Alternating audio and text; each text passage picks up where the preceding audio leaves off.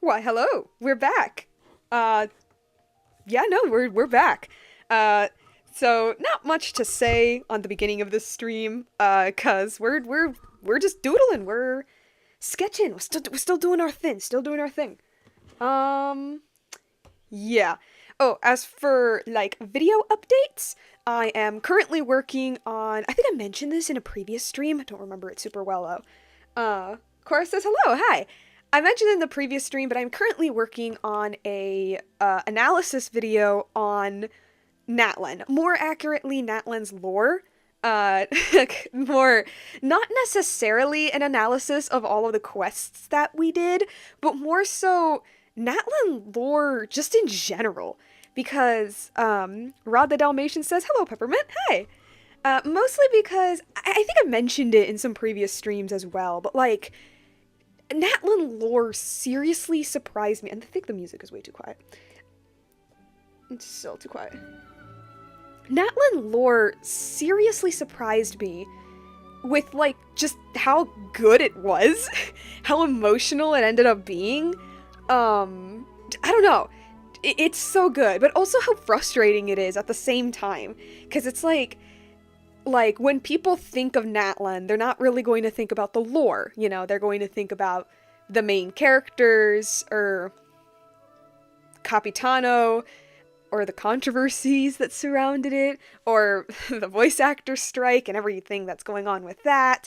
And it kind of makes me really sad because like I kind of feel like whenever people think of Natlan, if they do think about it positively, it's kind of like a positive in the midst of all of the negative.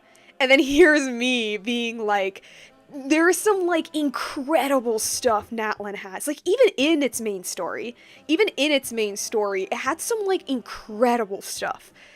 And the lore was it's like absolutely crazy. Anyway, I loved it so much. I was like, I need to make like a whole video specifically dedicated to it. Like I think my thoughts would be way too jumbled on stream. So I'm like, nah. And hopefully then I'll get back to Epic and its part two. But yeah. Anyway, I've been talking for way too long. Let's get into drawing. Let's get into drawing. All right, let's get to the scary infinite void. All right, we're back here.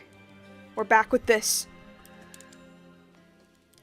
So we were doing Robin's, right? Wait, we did most of his, right? I actually don't remember. Let me get him out, cause I literally don't remember. Okay, so you're good there. Figures, okay. There's a tiny part of me wants to say, oh, of course. Cause I could just,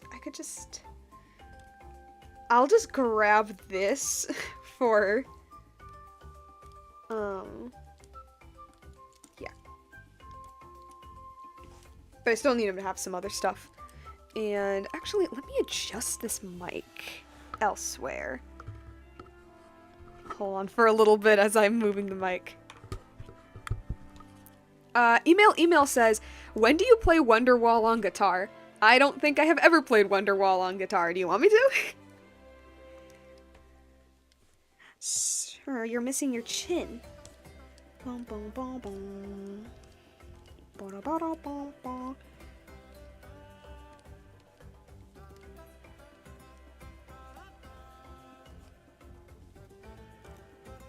No, of course his hair.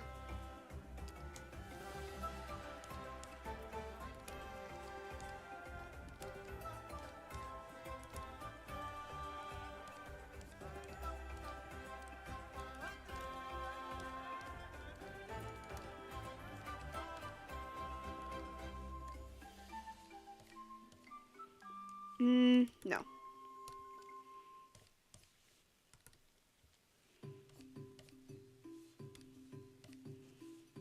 The fun part about drawing someone with wild hair is that you don't have to worry too much about the structure. The problem with drawing someone with wild hair is that because it has not much structure, I'm just kind of like, wait, what am I supposed to do? Rod the Dalmatian says, that guy kind of reminds me of Link or Peter Pan. Well, funny enough, well, first of all, I think Link is actually based off of Peter Pan. I don't know if it's true, but, like, I'm pretty sure Link is based off Peter Pan. Yeah, no, Robin's just, well, Robin Hood. He lives in the medieval times, and his main color is green. So... But honestly, that's kind of where the similarities end. Okay.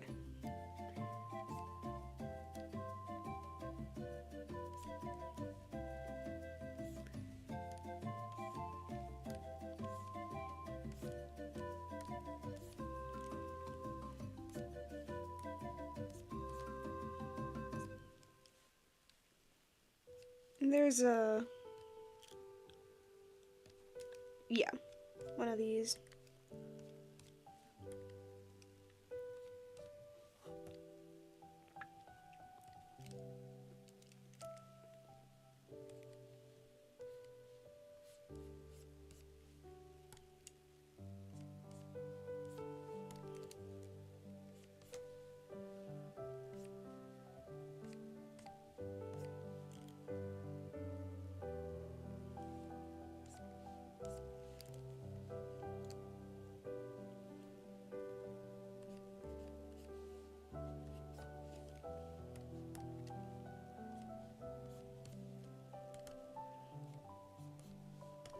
I guess I'll go like that.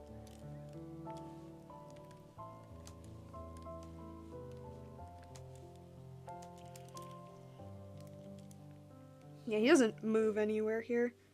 He does not. Now see, I also have one down here that I kind of already drew, so I'm just gonna steal that. Oh crap, he has his bow. That's right, and I removed it. I removed the bow. It's alright, we're just...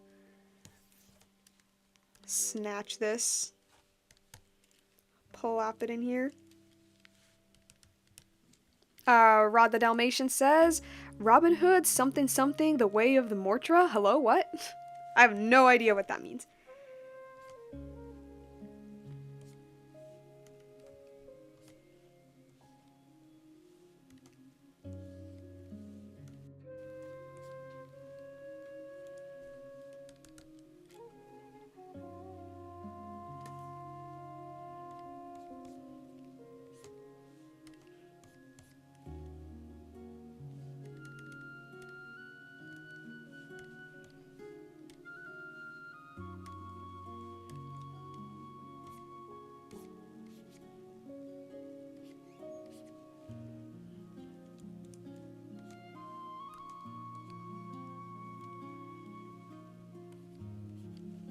And the feather.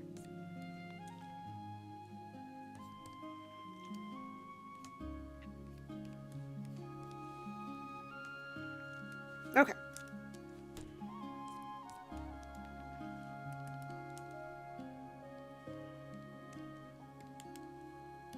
Of course, you move your face slightly. Of course, that's what I needed. That's what I needed.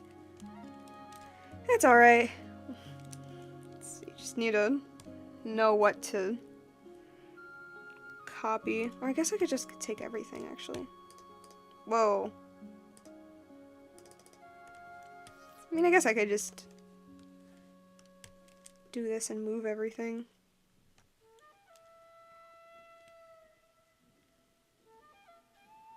I just gotta be really careful about what parts I'm gonna move. No, no, no, no.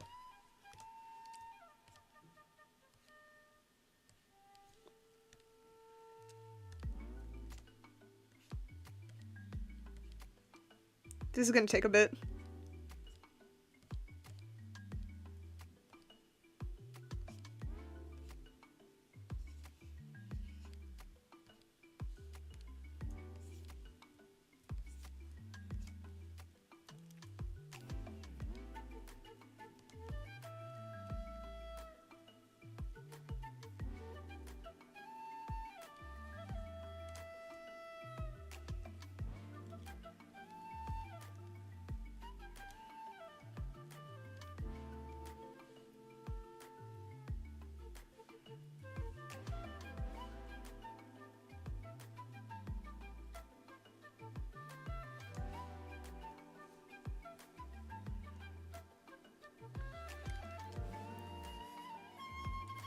Or maybe I do actually just...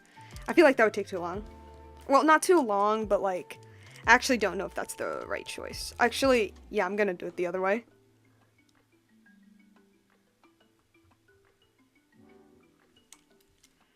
Yeah, I'm gonna do it like that.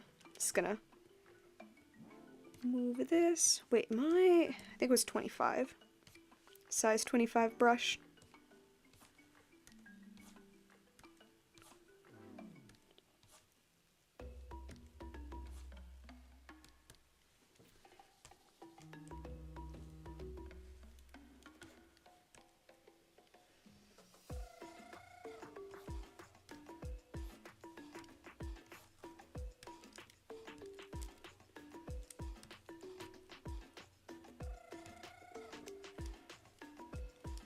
I am gonna copy the grab the eyes though.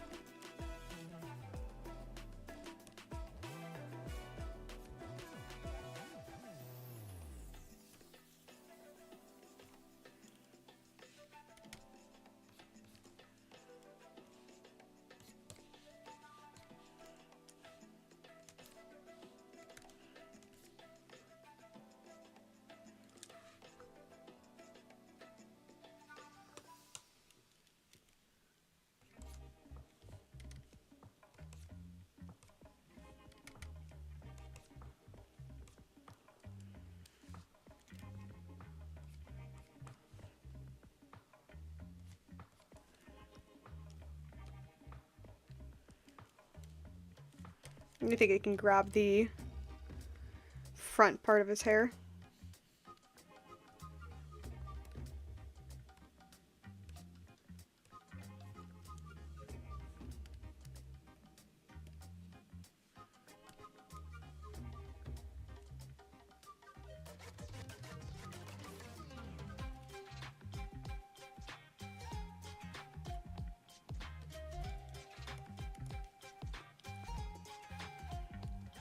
And this would be a little lower.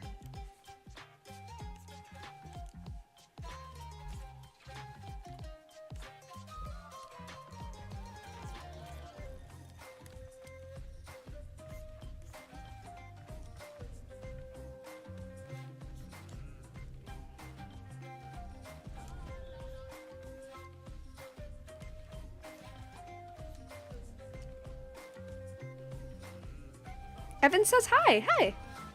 Welcome to my silly little stream. Alright, as for the back of his hair... Wait a second.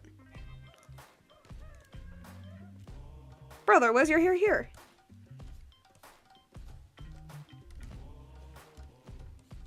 My guy.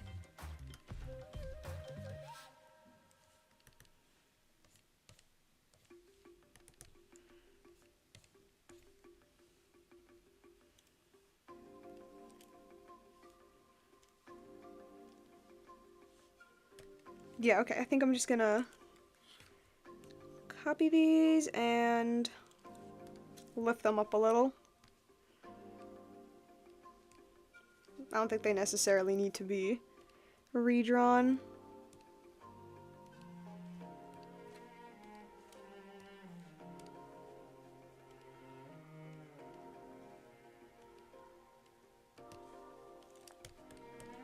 Okay.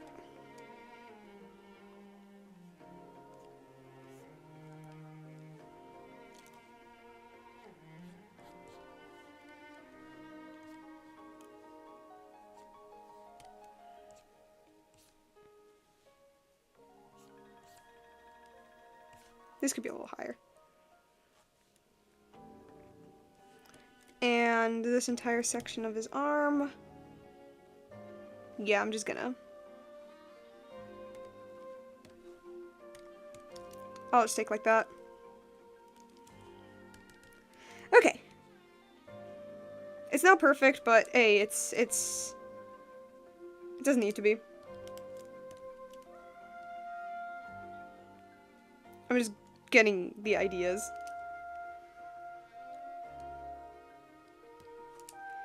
Is this with... okay. I think I'm just gonna leave it like this, because this is already basically... yeah. This, however... starting from here... yeah. This will be a fun one. If you can notice my sarcasm. Okay, so I think I'm going to make the cloak, for the most part, like, the layer on top. Yeah, that's what I'm gonna do for the most part.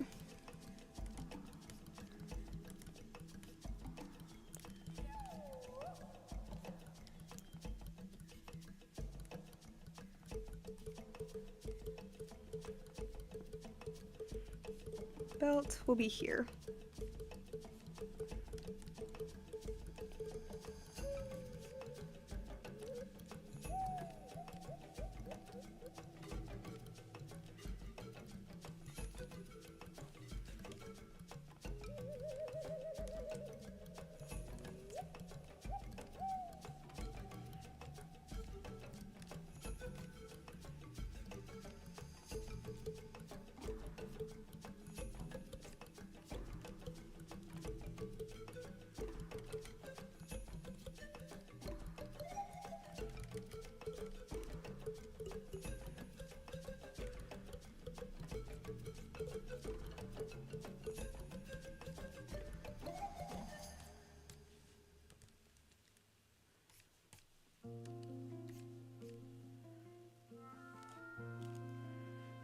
And wait, there's a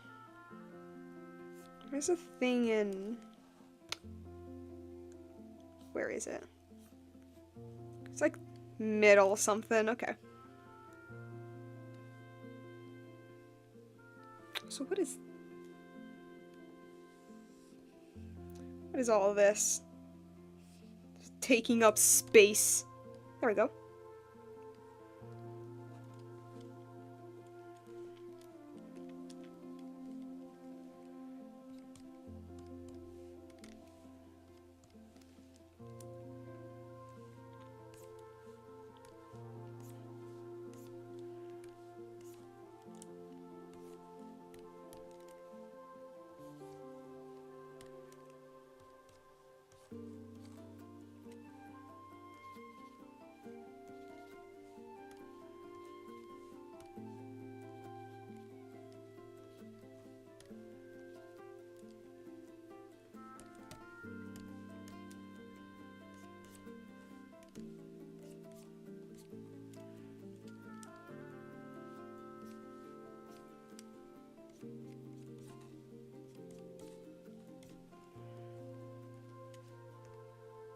Beautiful. And just need to figure out how I'm gonna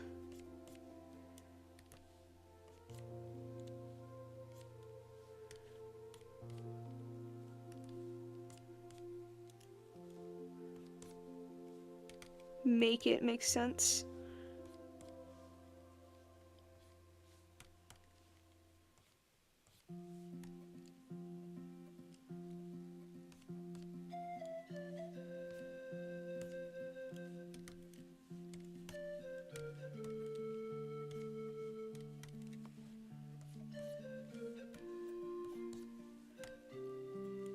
Okay, okay. Got something, got something. Fix the ear. I don't like it.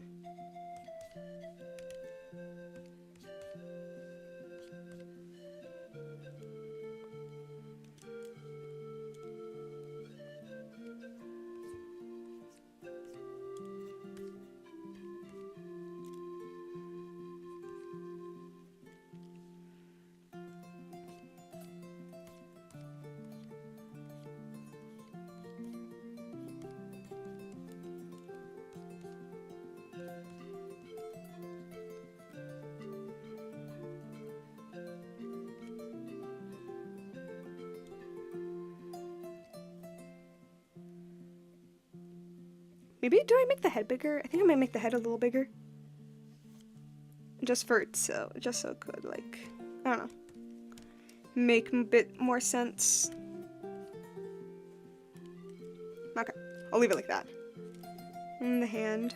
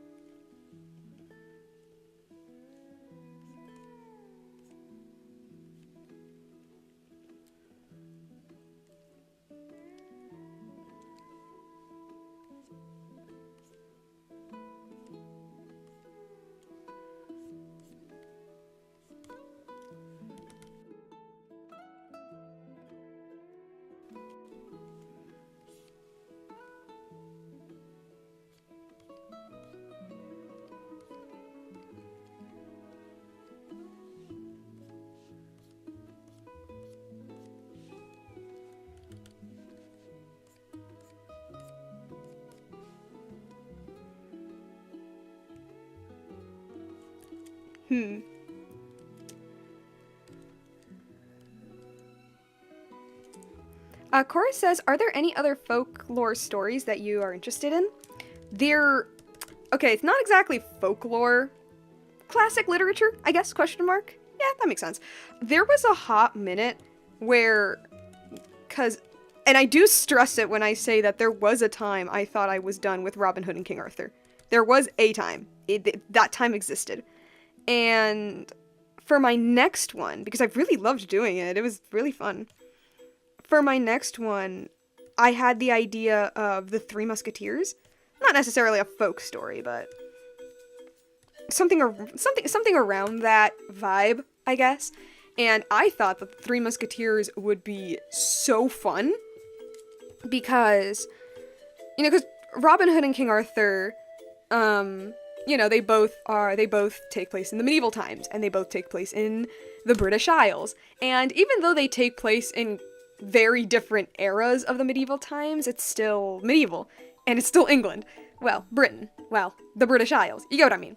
And I'm pretty sure the Three Musketeers takes place in 1600s France.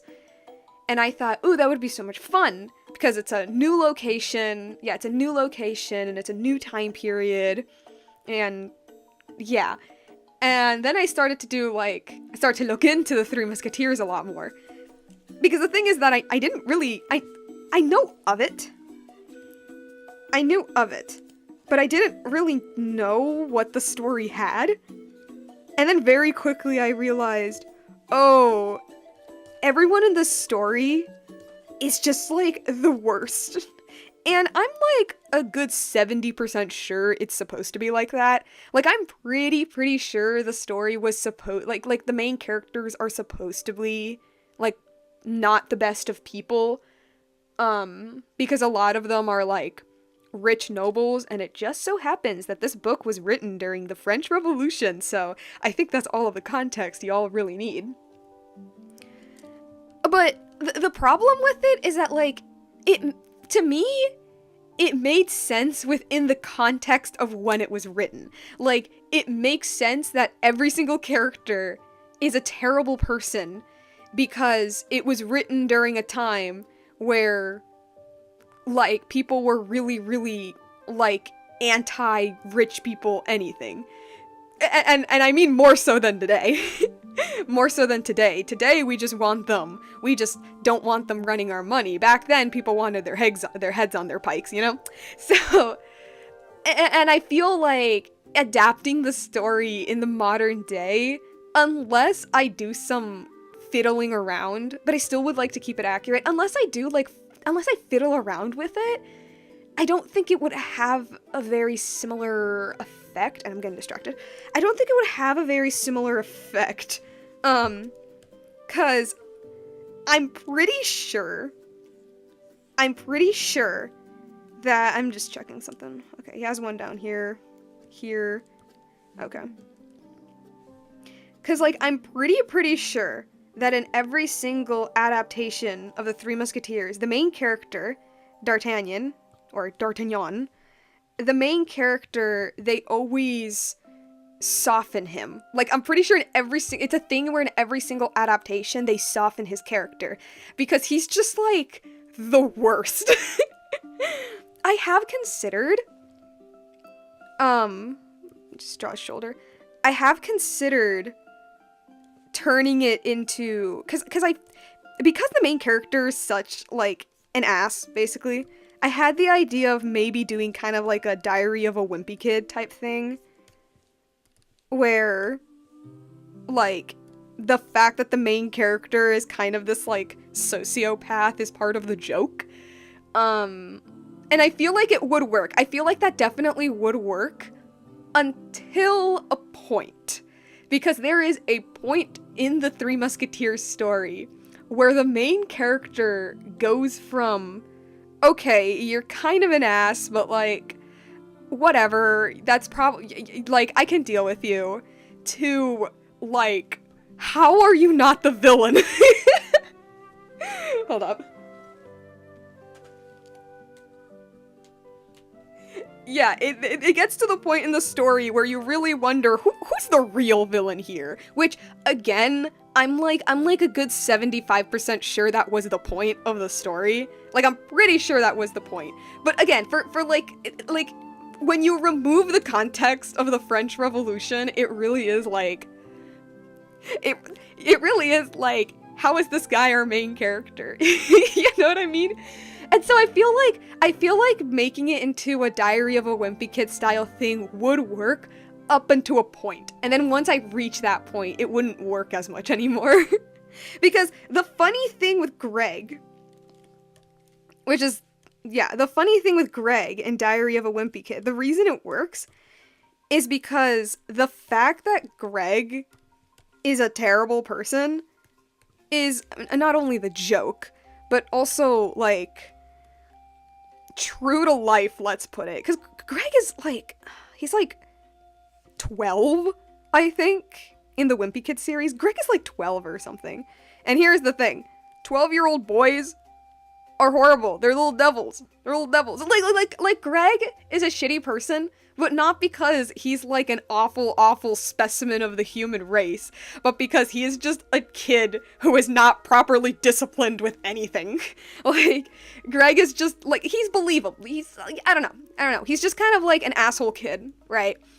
Granted, it's cranked up to an absurd, not absurd, it's cranked up to a slightly unbelievable point, but you can still believe that he's just a kid who, like, has no idea how to navigate the real world, but pretends that he does. D'Artagnan, in the Three Musketeers, he is not that. He is a young person who is figuring life out, but not in that way. He's just an awful person. Anyway, so I had the idea of doing the Three Musketeers for a good while. And there's still a tiny evil part of me that still wants to try it out, just to see if I can, if, like, that's even possible. Like, how close can I stick to the original story? Like, how much do I not sacrifice the integrity, I guess, of the writing, but at the same time make the story, like, enjoyable to people, I guess? So there was another story that I thought about adapting, and I still kind of do, occasionally. And those are the folk tales of Renard the Fox. Sorry. So, Renard the Fox is also French, although I think specifically it's Flemish, I think? Which was, you know what, I'm just gonna remove that, because I can't figure it out. I think it's Flemish. I'm pretty sure it's Flemish, yeah. They were basically their own, like, group of people that lived in what is today northern France. I think it used to be a country before it wasn't, but, and the story of Renard I find very interesting, cause it's, like, to my knowledge, the first, like, proper anthro-animal thing. And I don't mean like, oh, but like the ancient Egyptians. It's like, okay, yes, but see, the ancient Egyptian gods are, they kind of have the Beastars logic, I guess, where they're just animal heads on human bodies. But in at least most artistic depictions of Renard the Fox, they're like proper anthro animals, kind of like Disney's Robin Hood, so to say. Or I'm trying to think of another example. Zootopia. Zootopia, I think. And is this a smear? I don't think this is a smear. No, it's not a smear.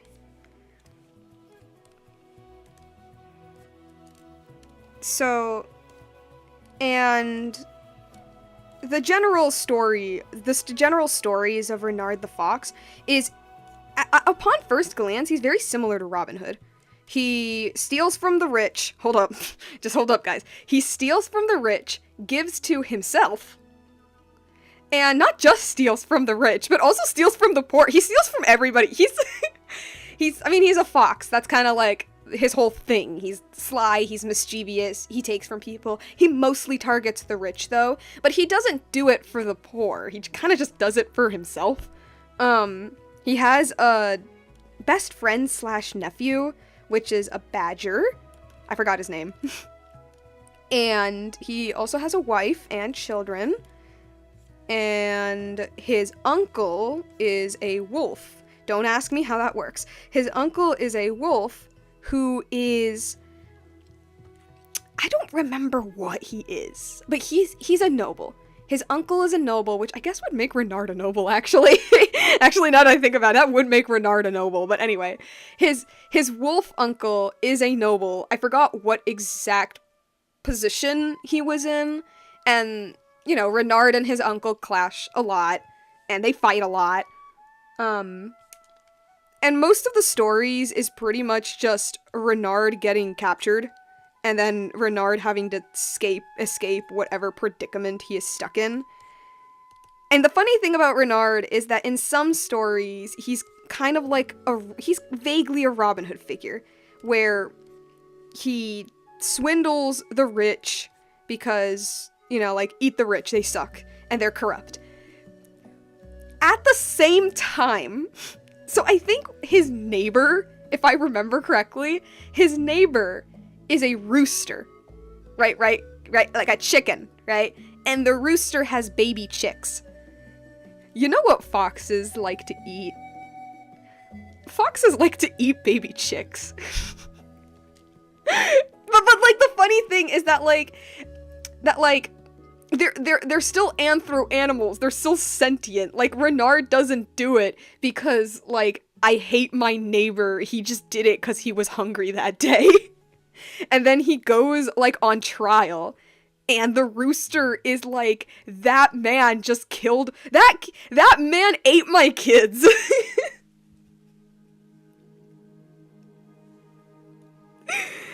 Cora says, well, they are omnivores. True. That man ate my kids, and it's whack. But the thing is that Renard isn't, like, a horrible person. He's not D'Artagnan, where he's not, like, a bad person either. Well, okay. He's not evil, is what I mean. He's not, like, a sociopathic person. Like, he cares a lot about his friends, about his family, about his wife and his kids, and his, like, local community.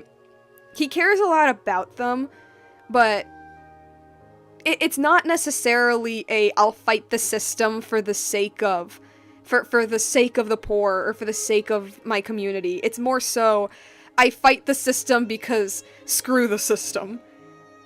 And it's like a tad selfish, but there is a bit of selflessness to that. I don't know, I find him interesting. He's like Robin Hood, but a bit more of an asshole. But I wouldn't go as far as to say that he's, like, horrible either. Definitely in the morally gray. Definitely. I know there's this one story where some animals tried to capture him in his house, in his home. And one of them is a bear and the other is a rabbit. Yeah, one is a bear and the other is a rabbit. And I don't remember if Renard was part of this. I know his wife is. They kill the rabbit. Who, again, these are anthro animals. This isn't like a rabbit out in the fields. This is a rabbit hired specifically to, like, hunt down Renard. They kill the rabbit, and then Renard's wife and kids eat it. Get it? Because they're foxes.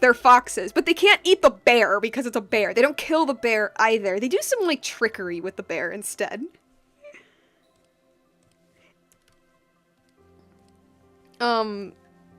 The death of, oh, spoilers, I guess, for a super old story.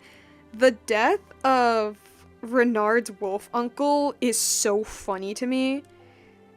TLDR, Renard and his wolf uncle get into a fight. And then Renard reaches for his balls, like the wolf's, squeezes them so hard they bleed, and then the wolf bleeds to death. I'm being so for real. I'm being so for real, guys. It's whack. It's so whack. I love it. And I'm pretty sure, I know, like, the general Renard story generally ends with Renard ending up in a really Cora says, wait, what? Yeah, no, it's whack. It's insane.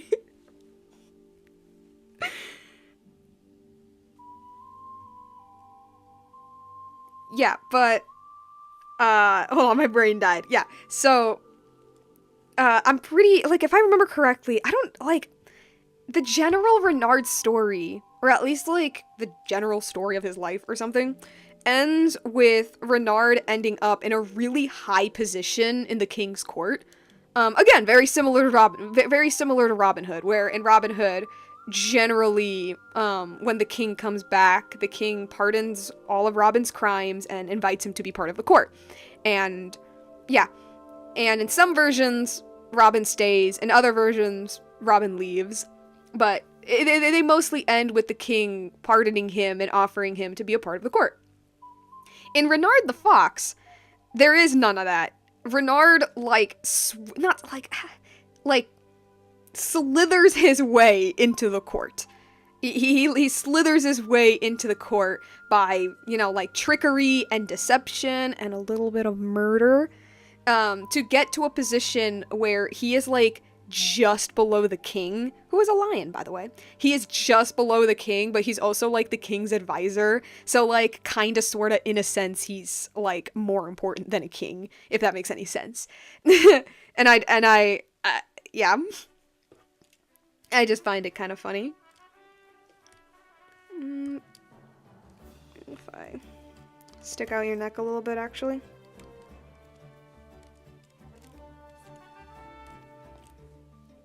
But I thought about doing a story based on Renard the Fox, and honestly, I still do think about that sometimes. I still do. It's just that, like, the reason I thought about it so much before was because, well, as I mentioned, there was a time I thought I was done with these two stories. Spoiler alert, I'm not. Not in the slightest. So, right now, this idea with Renard has just kind of been on a standstill.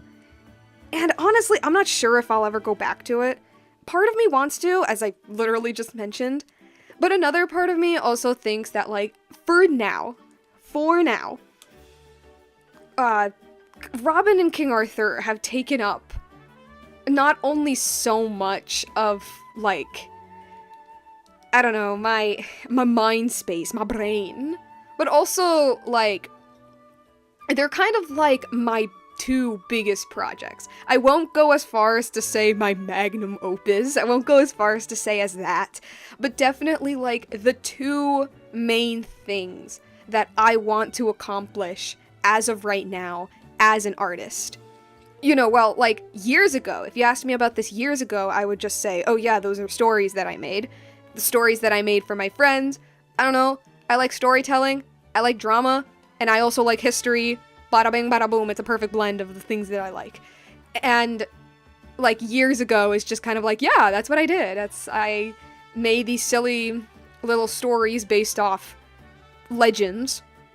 And I was happy to move on to the next one. I finished King Arthur, I finished Robin Hood.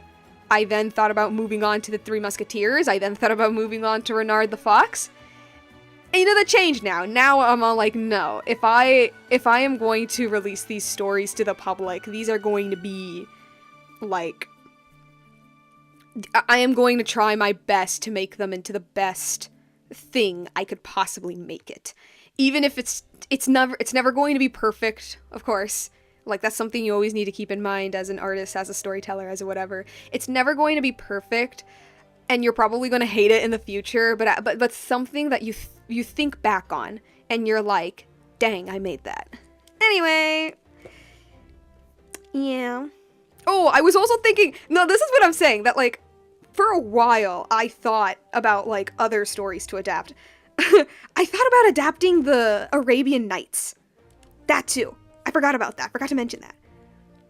And if you're wondering, the Arabian Nights, you mean like Aladdin? Yes, like Aladdin.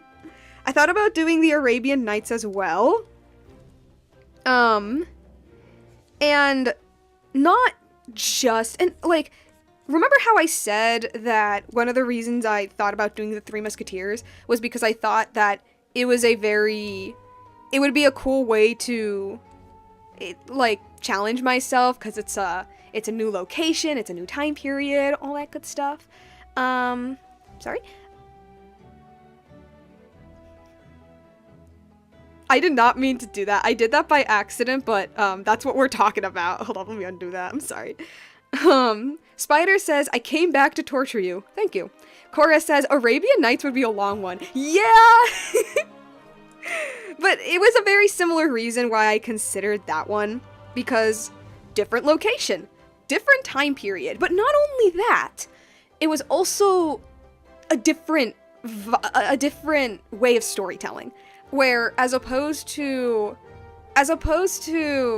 King Arthur and Robin Hood, where although they don't have a set story, there is still a vague chronology, there is still a timeline of sorts.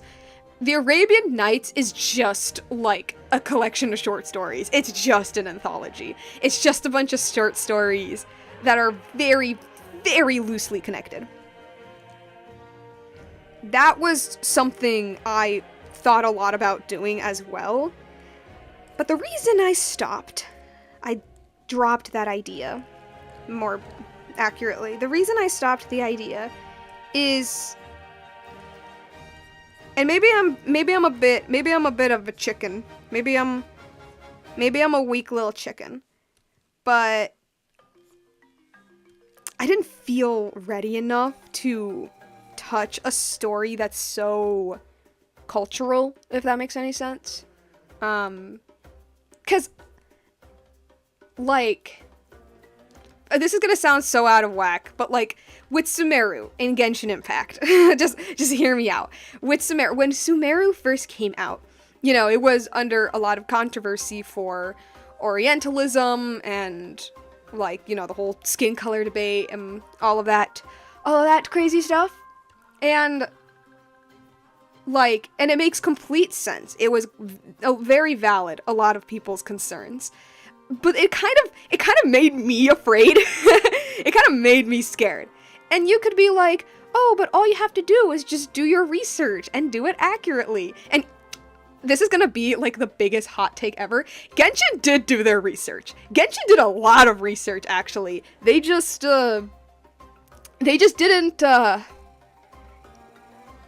just used a couple of elements and decided to ignore others. But Genshin did do their research very well, actually.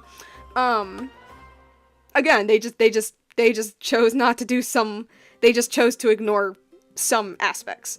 And I'm not saying that I would do the same mistake. I think I would be very mindful. But at the same time, I don't know, I'm just scared. like, I don't think I would commit the same mistakes, but I also feel like I would still commit a mistake regardless.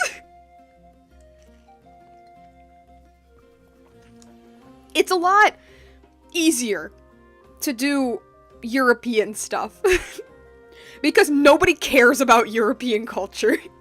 And I already ranted about this in my last stream, and about how I do personally believe that we should respect European culture as well, even though, as I need to stress this a million times, I do understand why we're at a point where we don't, but I feel like we still should, because, I don't know, I think we should respect all cultures. And also the fact that we should really stop seeing Europe as an entire monolith. Like, German culture is very different from Italian culture, which is very different from, like, Serbian culture, which is very different from Irish culture. You know what I mean?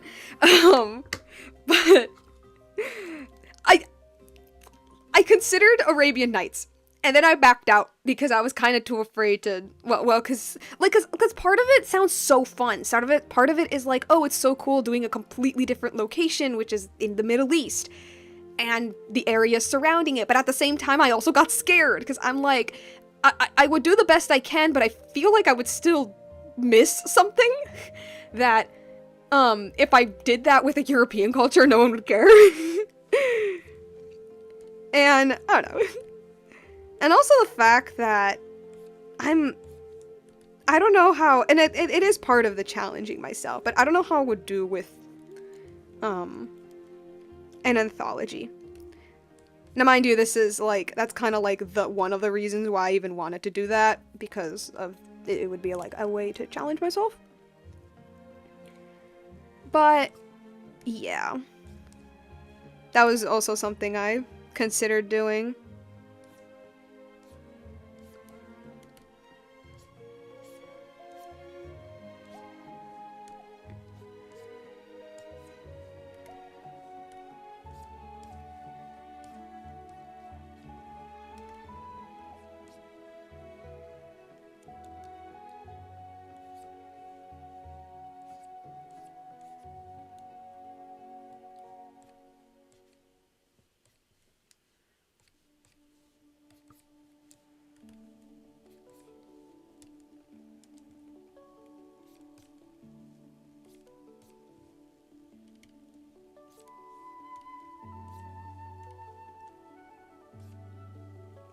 Okay, and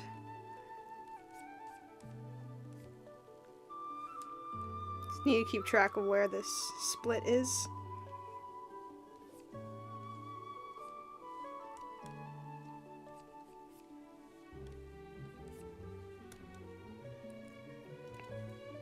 Cora says, what about stories in Hispanic culture? I would love to make like my own personal story, based on, well, not based on, I guess just, like, based on my life, or, like, personal experience that I've and my family have had. As for folklore, bro, I'm gonna be, like, 1000% honest, I don't know much Latin American folklore. Okay, that's technically a lie, I know ghost stories because every single grandma has a ghost story, although I don't know if that's specific to Hispanic culture. I have ghost stories. There is that one folk creature, hold on a second, let me just, there's this, one folk creature where it's like a wolf, right, but its legs are like that of a deer. And there is like a white version and a black version. Yeah, there's a white version and a black version, and the black version has, like, chains.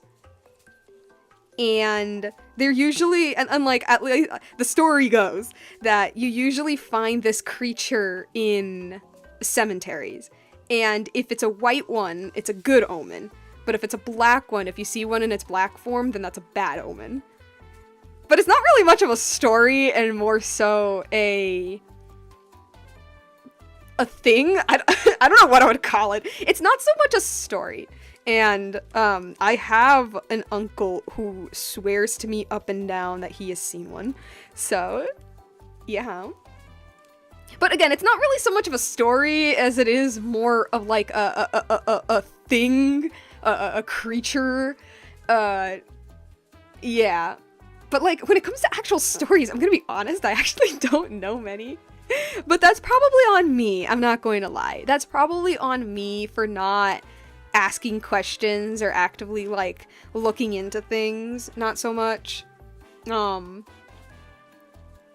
know a couple of ghost stories though, not super interesting ones though, just like your very basic, very basic. There was a ghost outside of my house. I saw it in the window. The kind of stories. Evan says, sounds like a type of ghost story mixed with myth and legend. Yeah. But, like, again, it's not really like a story that I can, like, pick out of and make, like, a narrative with. Well, I mean, I can, but it's not like Robin Hood, you know what I mean? Where that's a narrative, like, that has narrative. The Cadejo, which is what this creature is called, the Cadejo is not a narrative. The Cadejo is a creature that people claim to have seen.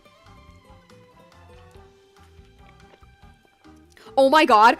Hold on Cora says the only one I can name off the top of my head is Don Quixote.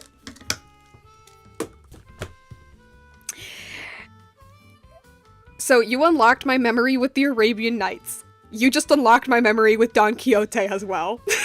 Okay. I feel like I'm lying to you people when I'm like, no, I think that's it. And then I'm like, wait, no, actually.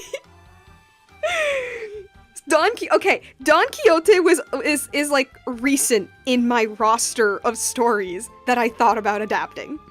And when I mean recent, I mean like a couple of years ago. And I'm not gonna lie, if I eventually do get Robin and King Arthur off the ground, that might actually be my next one. A, because it's so recent. B, because it's so recent. B, because it's a fairly simple story. C, because it's hilarious. And D, because it's like an actual like narrative that I can pick out of, and it's Europe. But it's also Spanish too.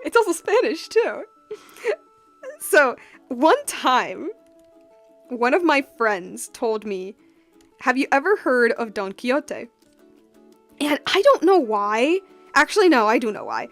I always assumed Don Quixote was like this dark and serious story. I knew nothing about it other than its title, by the way. I need to stress that. I knew nothing but the title. And so like forever, I thought that it was one of those like super dark and serious stories, like the Count of Monte Cristo. I also know nothing about that one, but just the title makes it sound like really dark and epic and dramatic and like, whoa. I always thought Don Quixote was like that. And one of my friends told me, do you know about that story? And I said, no, not really. And then my friend says, oh, because it's a Spanish story. It takes place in Spain. And that's when it kind of dawned on me that Don, in Spanish, Don typically is a way, it's kind of like calling someone sir. It's a way to address someone in a respectful manner. And so it kind of dawned on me that Don, like, it basically means sir, and I'm like, okay. Never heard of the name Quixote, though. And then my friend said, the story is actually really funny. And I'm like, wait, is it? And then we literally just, like, went on YouTube, looked up, like, the first, like, low-quality movie we could find, and watch it. And we watched it. And it was so funny. And look, I don't know if that film we watched was a proper adaptation, but according to my friend it was, and my friend is like, no, hear me out. Don Quixote is basically this story about this man. It's about this lord who is obsessed with reading. He is obsessed with books. But he's kind of like an old man. He's like in his 60s. And then one day, he just starts going insane, and he starts believing that he is this, like, really cool, like, knight in shining armor battling dragons and whatever, and he just goes around like his little Spanish town pretending that he's this like great amazing hero. And his family gets like really concerned for him because his family is like, yo, uncle, father, whatever, tío, I'm really worried, bro. Like, are you okay? And then like some family members think it's the books, that the books are making him go insane.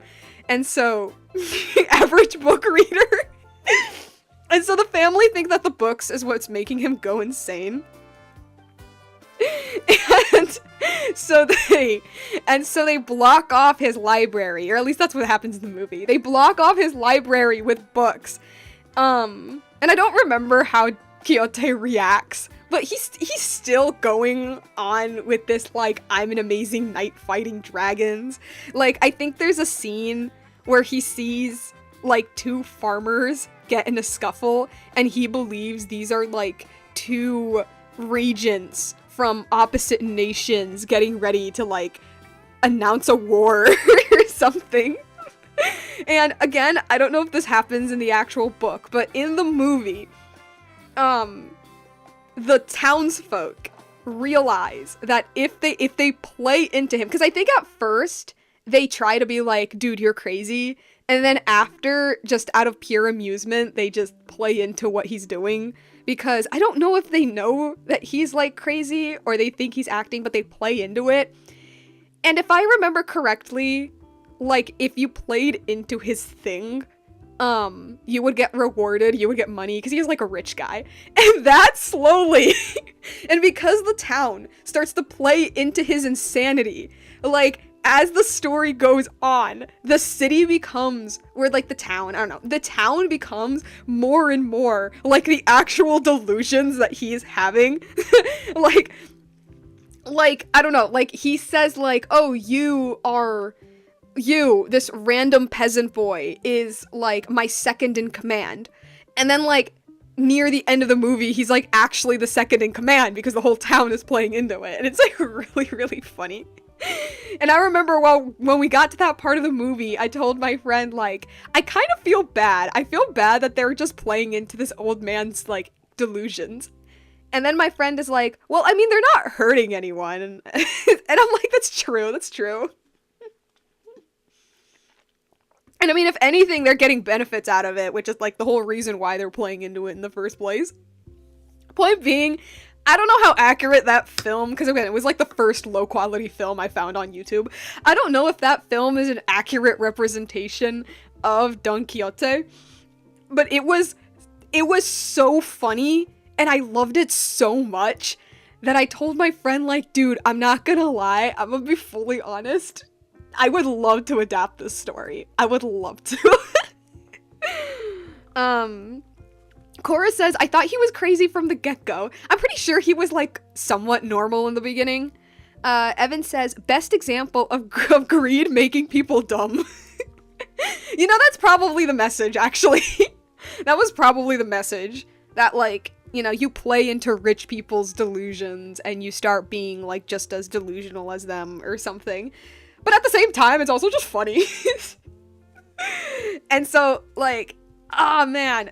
No, honestly, my chances of adapting Don Quixote would probably be way higher than Renard. Not because I don't like the Renard stories, I do, but see, the thing with Renard is, and this sounds like a negative, it's not in the slightest. The thing with Renard is that it would be very, very similar to, you know, Robin Hood and King Arthur in the sense that, although these stories are very fun and enjoyable, there is an air of seriousness to it. You know, like, there's a lot of death, there's a lot of killing, there's a lot of swindling, there's a lot of blah, blah, blah, blah, blah, social commentary, all that good stuff. And Don Quixote is just funny. Like, if there is commentary, which, again, I'm pretty sure if there is, it probably does have to do with greed and insanity and how, like, it affects not only one person, but, like, the others around them. If it does have social commentary, it's clearly, the comedy is clearly the main focus. Again, at least from what I was able to gather from the film. The book might be different. I don't know. I need to look into that. Rod the Dalmatian says, seems Renard the wolf is similar to other wolf. Huh? But, yeah.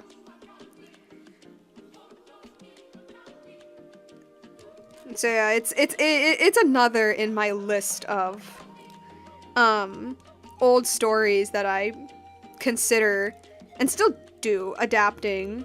But like as I mentioned, like because my main focus has become these two stories, whether or not I'll actually make them is kind of up in the air right now because these are my focus.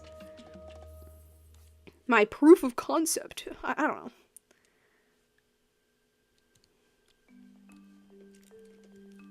Probably be lower or not.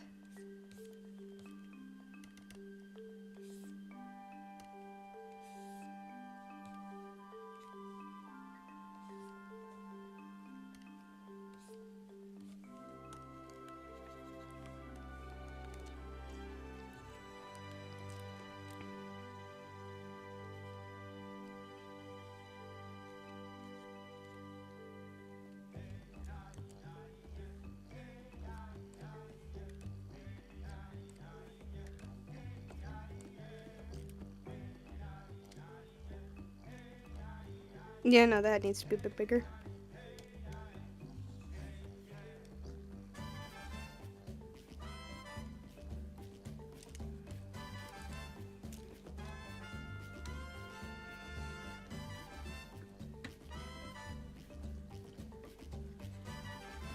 Yo, whoever was in charge of the music for hold on a second. Whoever was in charge of the music for Scions of the Canopy, give them a gold medal. They're like one of my favorite like Natlan tribes music-wise. It's so good. We can lower it a little bit back again.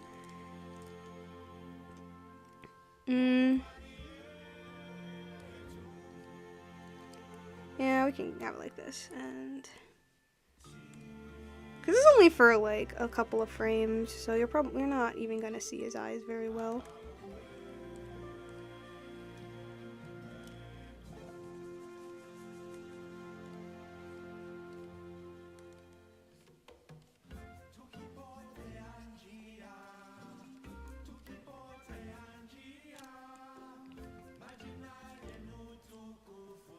Bum, bum, bum.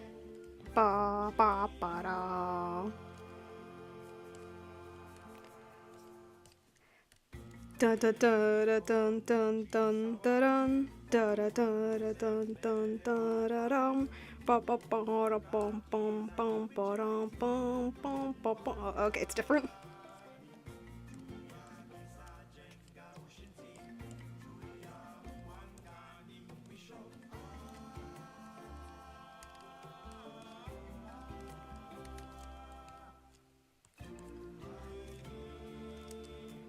Oh, I forgot his legs. I forgot his legs.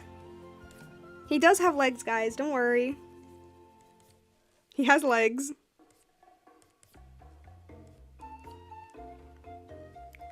Right.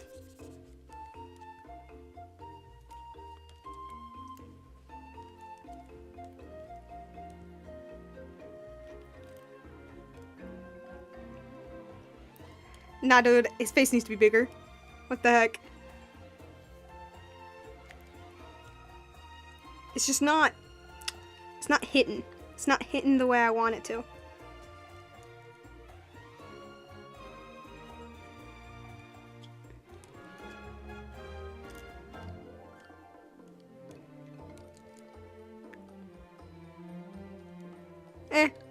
I'll leave it like that, I guess. But actually, no. His... Well, I'll keep the size, but... I think the issue is that, like, he needs to be moved forward. Whoops. Forward. No, no, no, no.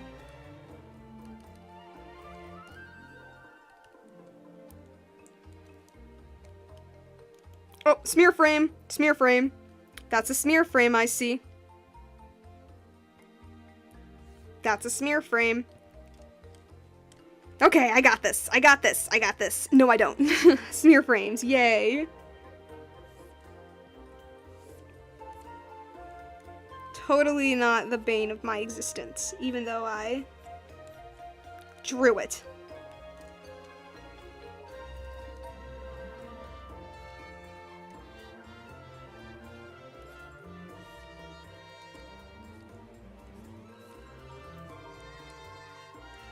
Yeah, I guess the glove would be here.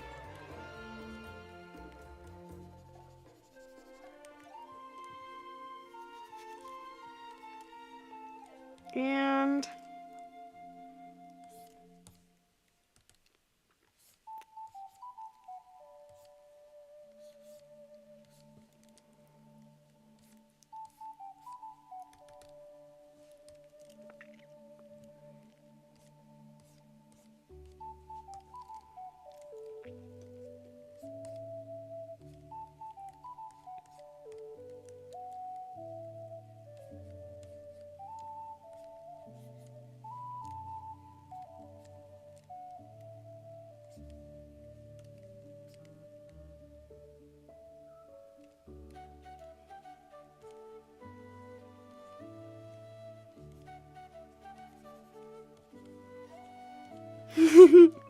you look so stupid.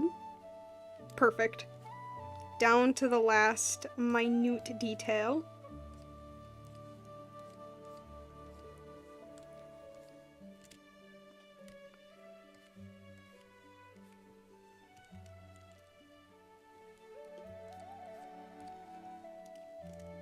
Yeah. And then everything else is just kind of the same.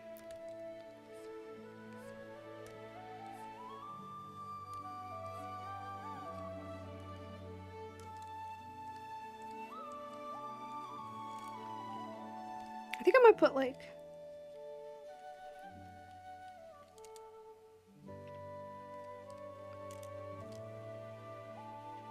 a lot of movement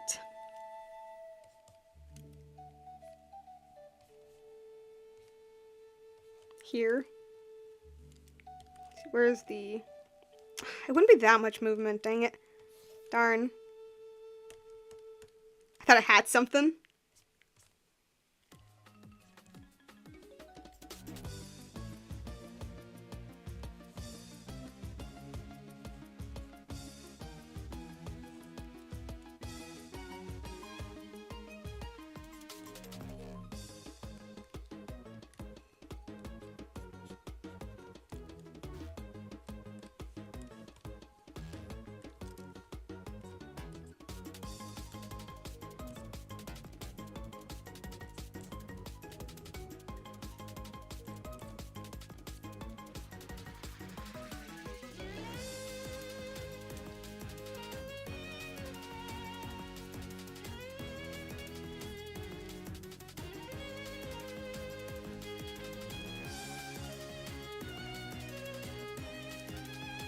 Okay, smear frame done.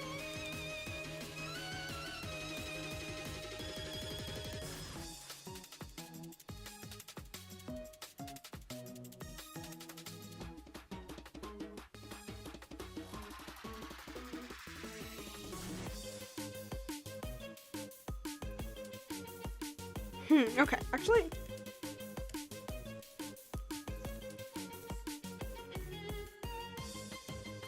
move it like this. Yeah. Because lack of movement, that's like bothering me a bit. Over. You.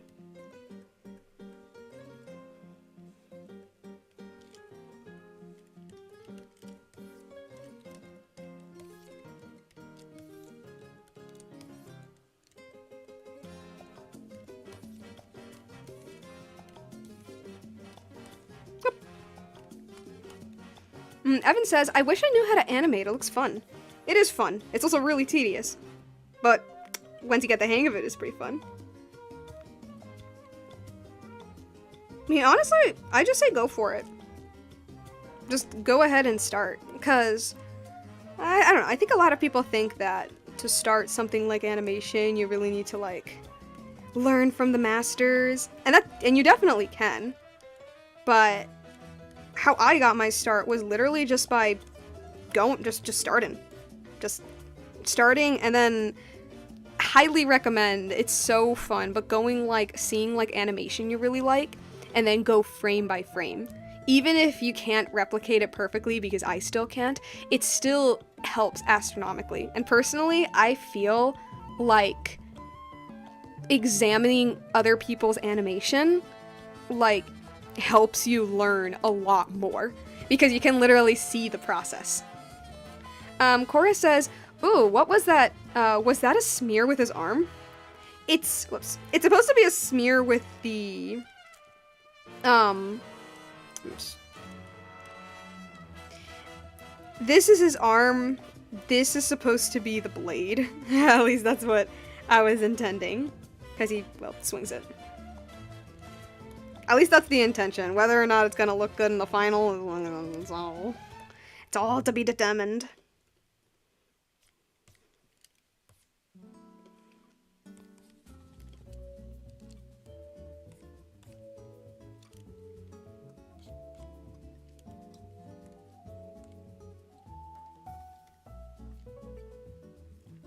Evan says, "What are good animation tools so I don't have to compile a bunch of stuff from MS Paint?"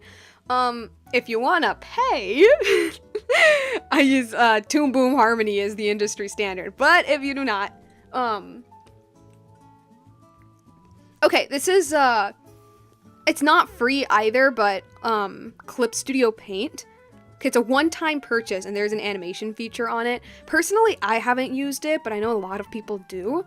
And even if you're like, oh, I don't want to pay for Clip Studio Paint, it's not just like for animation. It is a beast of an art program. Like, it's the industry standard for manga creation, but it's not just that. It's just like highly favorable among artists. And personally, I think Clip Studio Paint is worth the like $40 purchase. For something a lot easier, I know people animate on Fire Alpaca.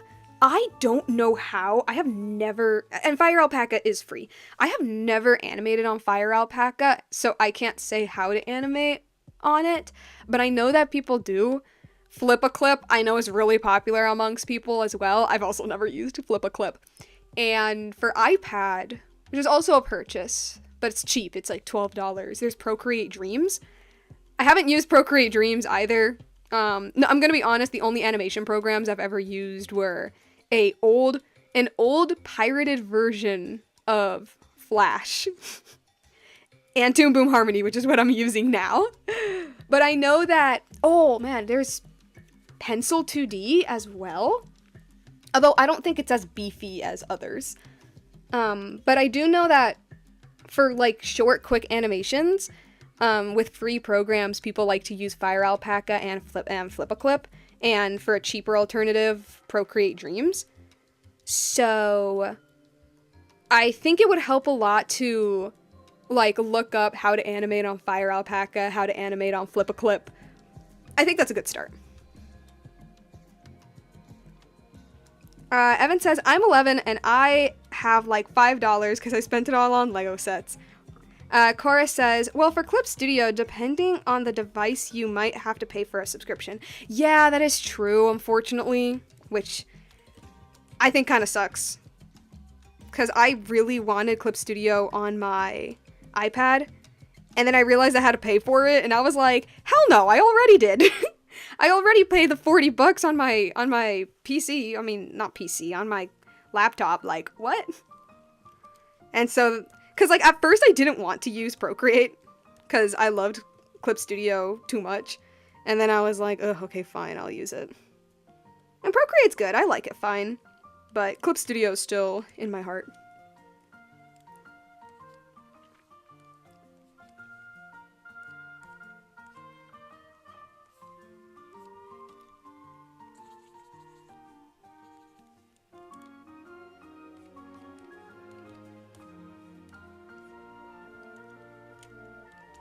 Oops. No, I need to move this head forward.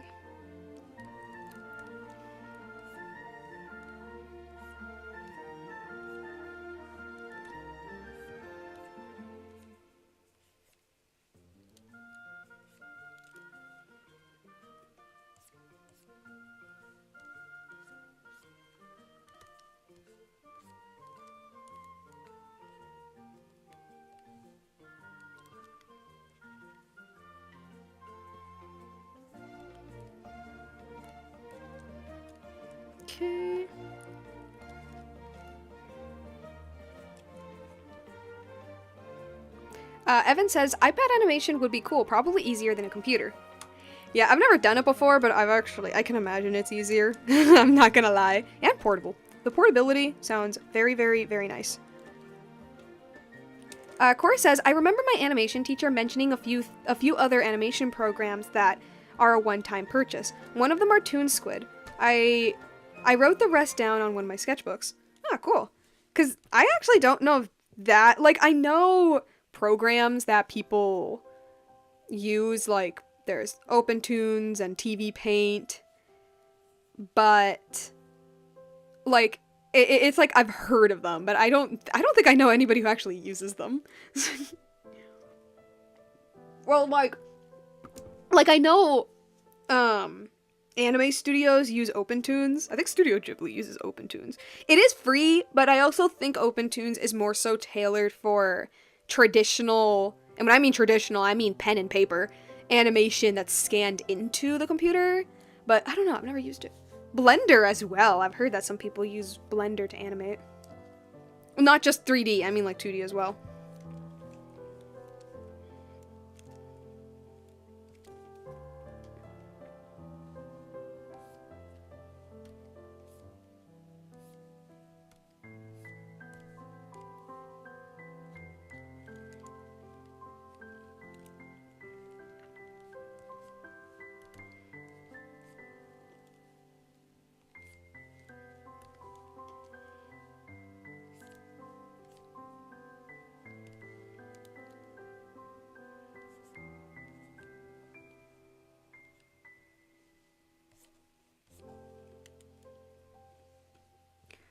Okay, what song is this? What song is this? What song is this? What song is this? What song is this? A Distant Farewell. Okay, I'm so sorry. I just, okay, because, like, remember when I said I'm making my Natlan video? So I've also been, like, looking for, like, good Natlan music to fit into the video. And I was like, hold on a second. This is the song that played... That played here. That played here. And I had to know what was it called. A Distant Farewell. Dude, I'm gonna be so honest, guys. I'm just gonna go back a little bit. Get back to the sad music. Get back to the sad music. I'm gonna be so honest with you guys right here. I almost cried at that scene. This entire thing right here.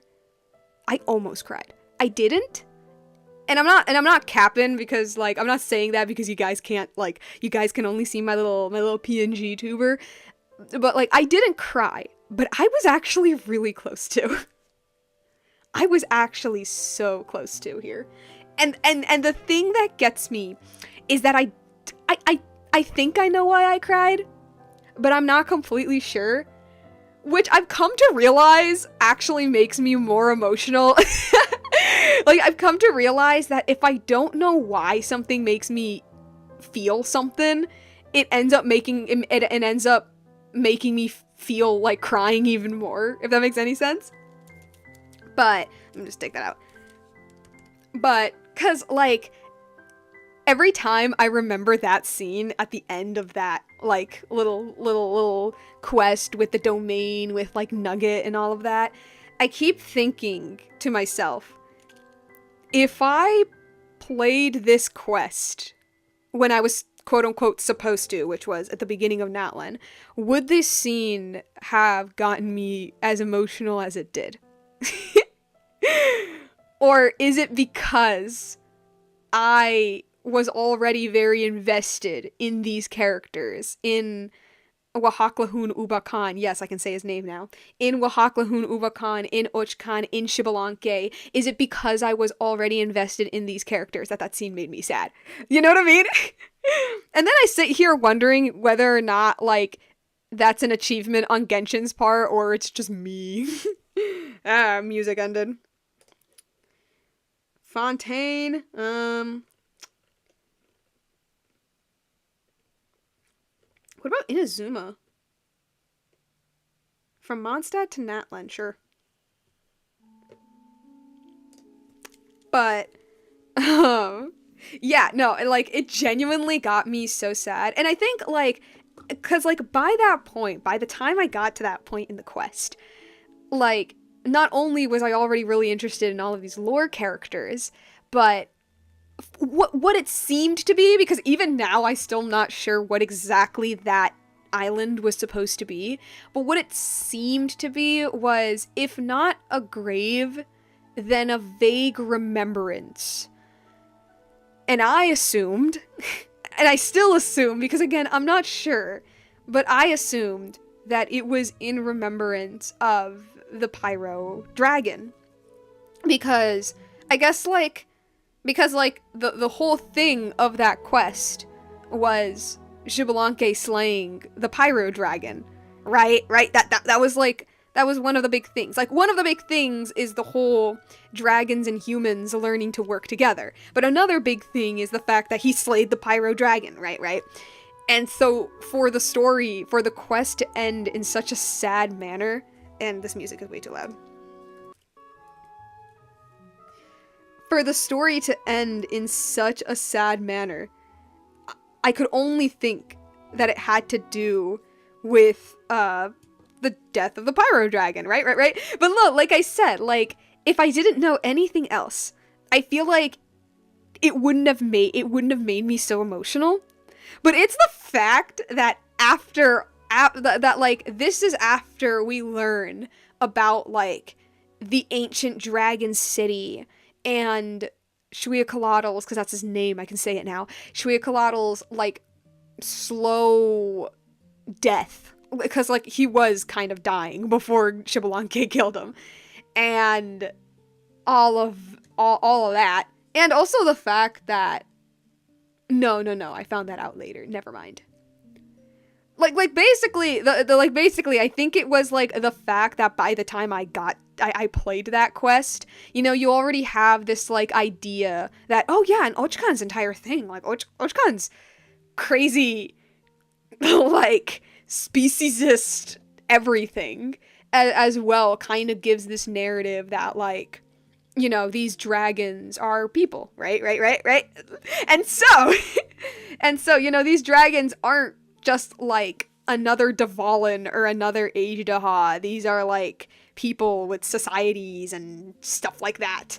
And so, like, no, when the Pyro Dragon was slayed, it wasn't just the slaying of a dragon, it was the slaying of a person. Right? Anyway, what I'm trying to say is that, like, you know, I already kind of had that vibe. So by the time we got to that low-key really depressing part of that quest, I legit, like, got emotional. Again, I didn't, like, cry or anything, but I was like, dang, that's, like, I don't know what to say. That's just sad. And now I think back and I'm like, is it sad because it was genuinely sad, or is it sad because the information I gathered from later quests is what made it sad? And if that is the case, which it most likely definitely is that a win on Genshin's part, or is it just me being crazy? I can't tell, but I kind of think it's the latter.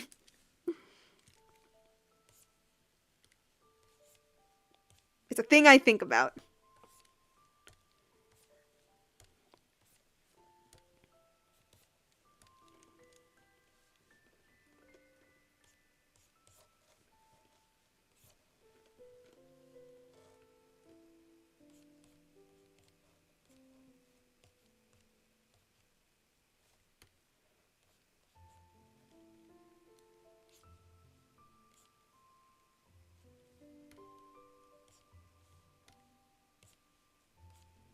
Okay.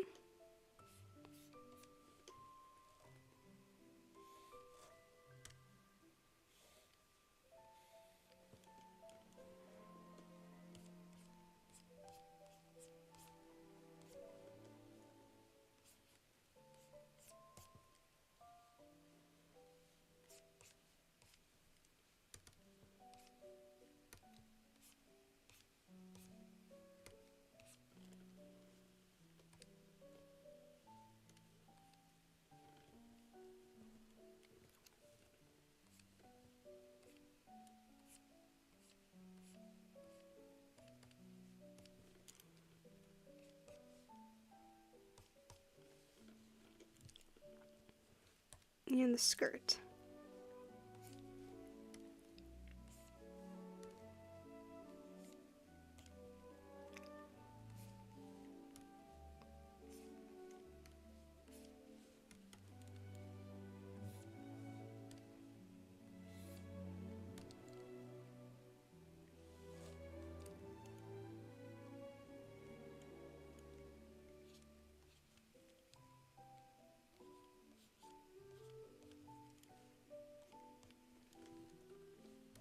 Nah, this needs to be a bit more forward.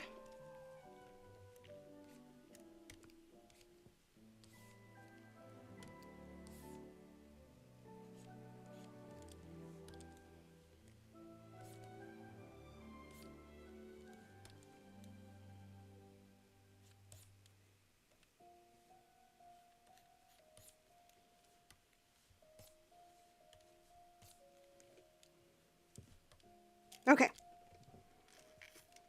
And it does the...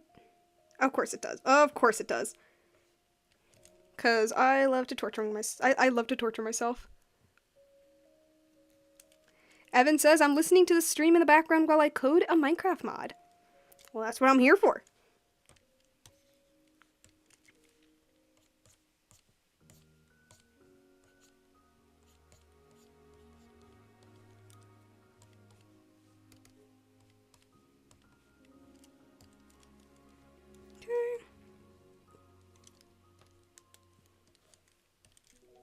And because... So just...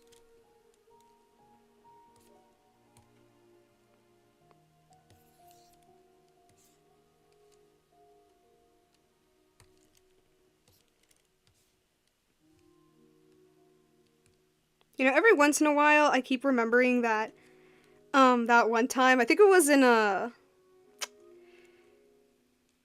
stream where I was drawing Odysseus, yeah. In the stream where I was drawing Odysseus, where I mentioned that, I made a lot of, like, Genshin fanfictions, basically.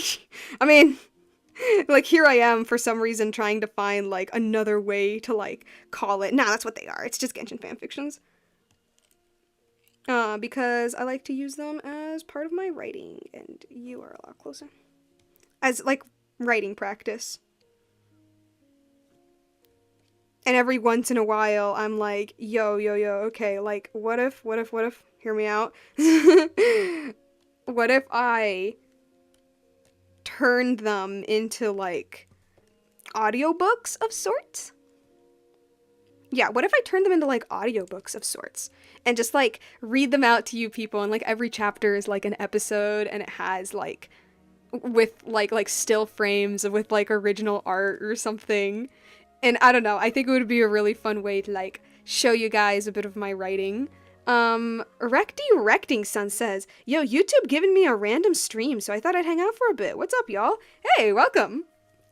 Welcome, where I'm just, we're well, where? I'm animating. Just a short little animation that, I had a bout of motivation to make. But, yeah, no, we chillin'.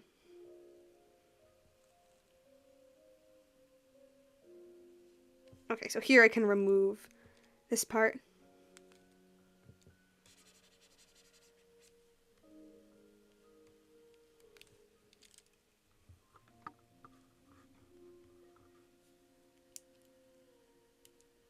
It do be chill here.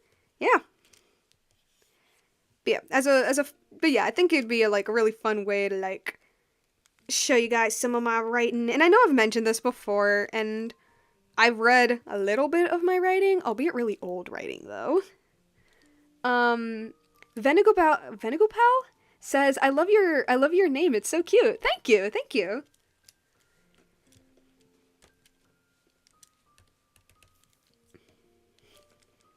But yeah, I know I've mentioned this before, and I've read, like, a little bit of my old writing, albeit old.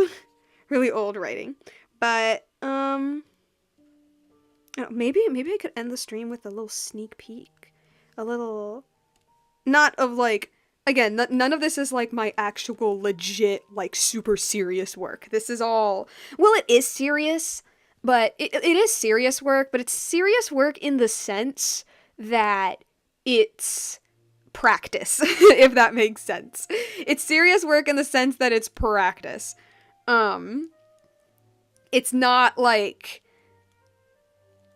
they're not like dumb, they're not like super silly fanfics that I just kind of wrote in an afternoon, but at the same time, they're not like my magnum opus or anything. It's mostly me having an idea for a story with these characters and me going, okay, how well can I execute these ideas?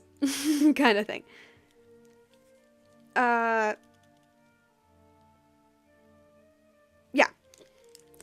So, I don't know, maybe I could end the stream with one of them. And I'm currently thinking of which one, like, because I have two Mondstadt ones that I have finished. And when I mean finished, I mean, like, I finished one of them, like, a year ago. It's just kind of in the oven, just, like, waiting for it to be released. I have two of them from Mondstadt. I have one of Fontaine. And wait, actually, I think that's it. Two of Mondstadt, one of Fontaine. No, I think that's it. Currently, I'm writing one for Natlan because Natlan lore just inspired me. Currently, I'm writing one for Natlan. I have plans for a Sumeru one, although the Sumeru one would be short. It would be really short. I have plans for Sumeru one, but the one that I'm like the most excited for that I want to write is one of Remuria, which is the ancient civilization of Fontaine. And I've mentioned this so many times, how much I absolutely love the Remuria quest. So much that every time I mention it, I can't help but feel like I'm hyping it up just a little bit too much for you guys.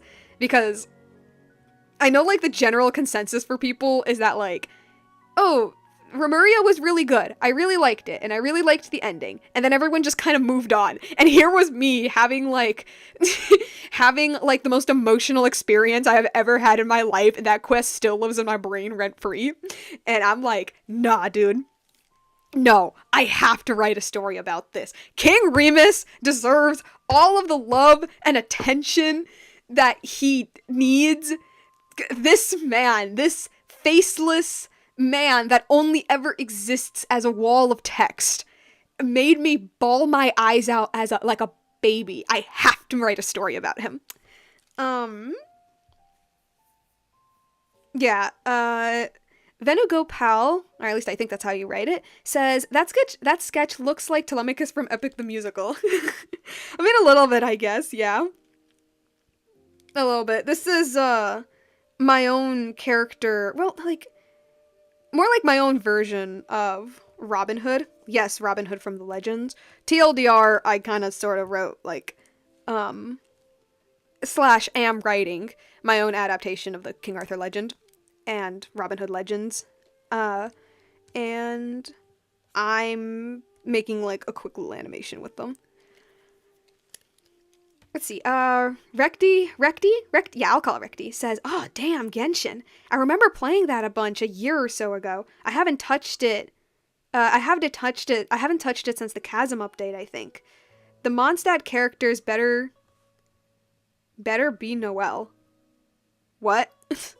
Neosonic fan says, hey, man, hey. But, yeah, no, like, that's the one that I'm, like, the most excited to make eventually. But right now, I'm currently working on my little Natlan one.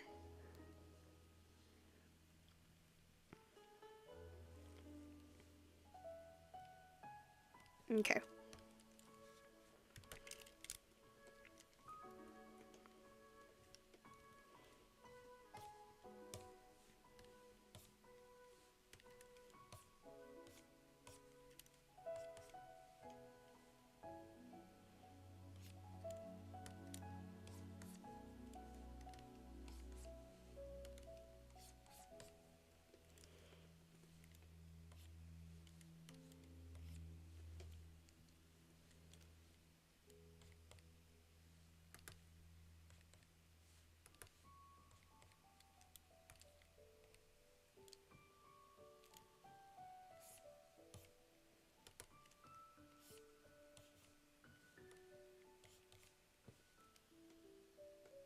Evan says gotta go. Aw, okay then.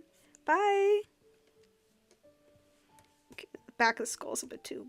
Oh, actually, it does need to be a little bit.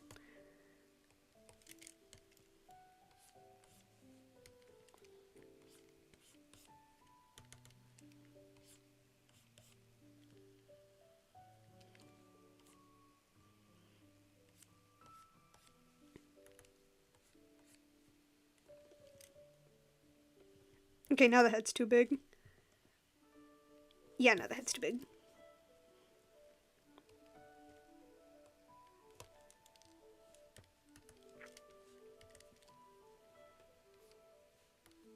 And he's still talking here. Yeah, he's talking here.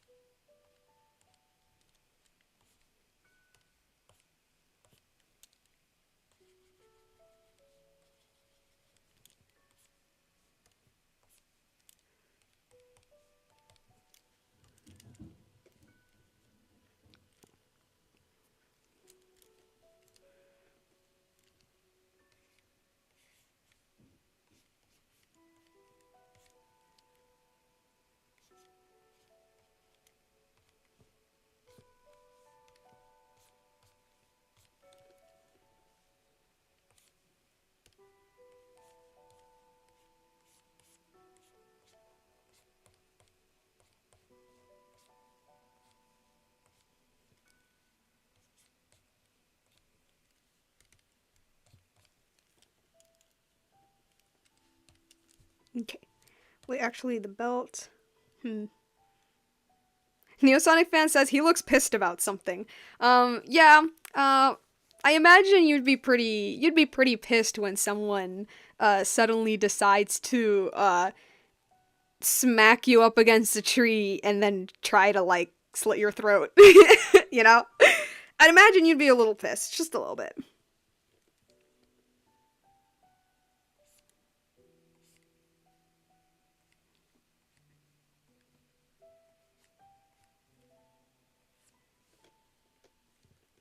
And then, oh, sleeves. Yeah, I can have one like that.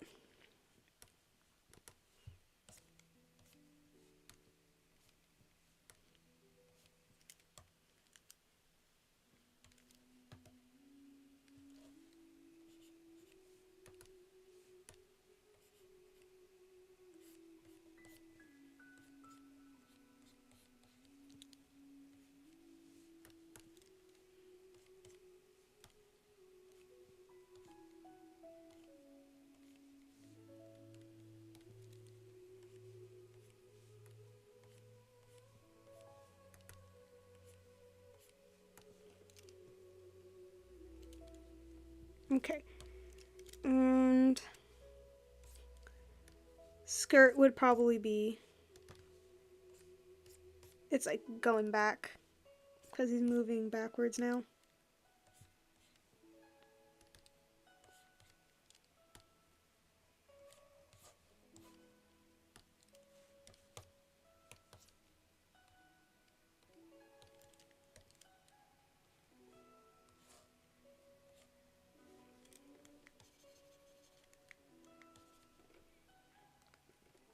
Oh shoot, the legs don't move?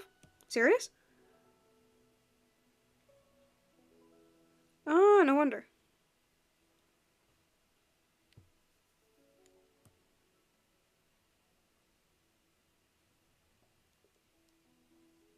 That makes so much sense now. Okay. Okay. I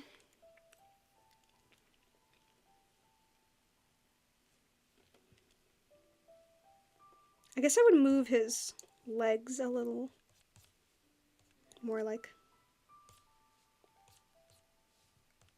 this, I guess.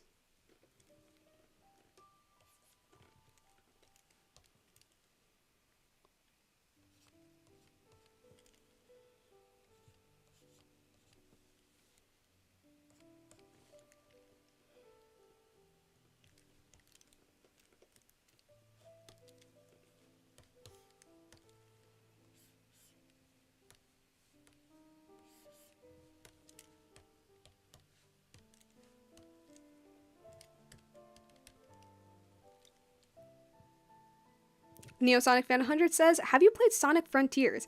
I have not played a single Sonic Fan, what am I talking about? I have not played a single Sonic game except the first one, I think, because it was one of those, like, free online games. I don't even know if that is the first one, I just assumed it's the first one. Yeah, that's my answer.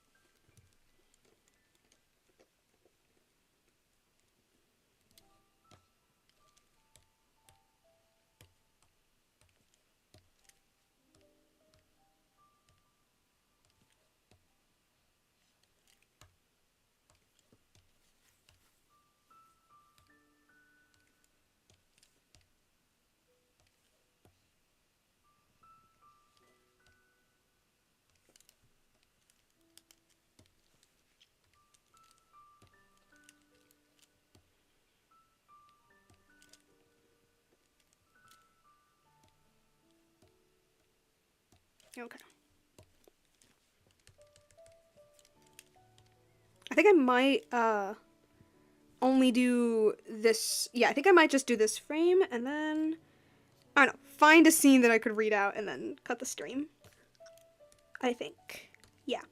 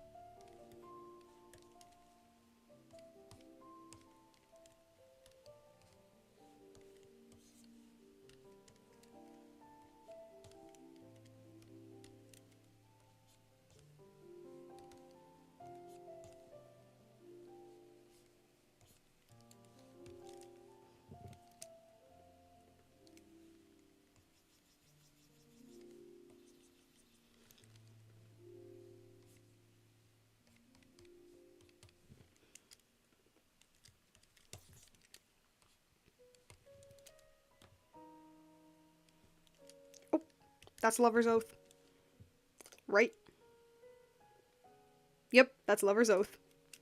The song that played one time in Liua's Story Quest, I think. Like, Story Quest. Liua's Archon Quest. It played, to my knowledge, it only ever played once. And then never again. It's one of those tracks. Because Genshin doesn't do it often. Actually, it might do it often now that I think about it. Genshin has this funny little track record where they put the effort into making, like, such beautiful pieces of music, put it once, and then never again use it. Like, ever again. And I'm just sitting here like, dang.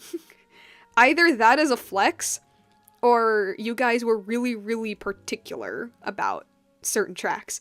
Cora says, when did that track play? To my knowledge, it plays when you talk to Zhao, when you tell him that Rex Lapis died. To my knowledge, that is the time it played. And it only ever played once, and then it never played again.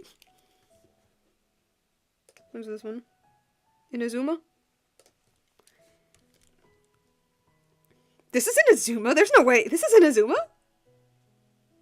Oh, it's Rue's... It's the song that the little kid... Yeah, okay. I know that to a lot of people, this song made them cry. Well, yeah, this track made them cry. I, unfortunately, was still during my... this was during my world quests are the boring little fetch quests that I'm just gonna, like, skim all of the dialogue just to get my Primo Gems. This was back during that time. Back during the time I didn't really care about the world quests at all. And now, like, I kind of regret it, because now I'm like, dang, like, a lot of people say that the song made them cry. Would it have made me cry? Because, like, on one hand, it's like, nah, you're just over-exaggerating. But on another hand, like, that Remuria quest was single-handedly the most emotional thing that I have ever played in my entire life. And yeah, I do exaggerate just a little bit when I say that, but I say it for a reason. Ghibli Dude says, Genshin soundtracks are really similar, like, lo-fi mostly. In the sense that they're, like, relaxing tracks, yeah, but I don't know if I'd call them lo-fi. It's because it's like, you know, it's video game music, so it is specifically made so you can have it in the background, because it's literally background music. It's just very, very well done background music.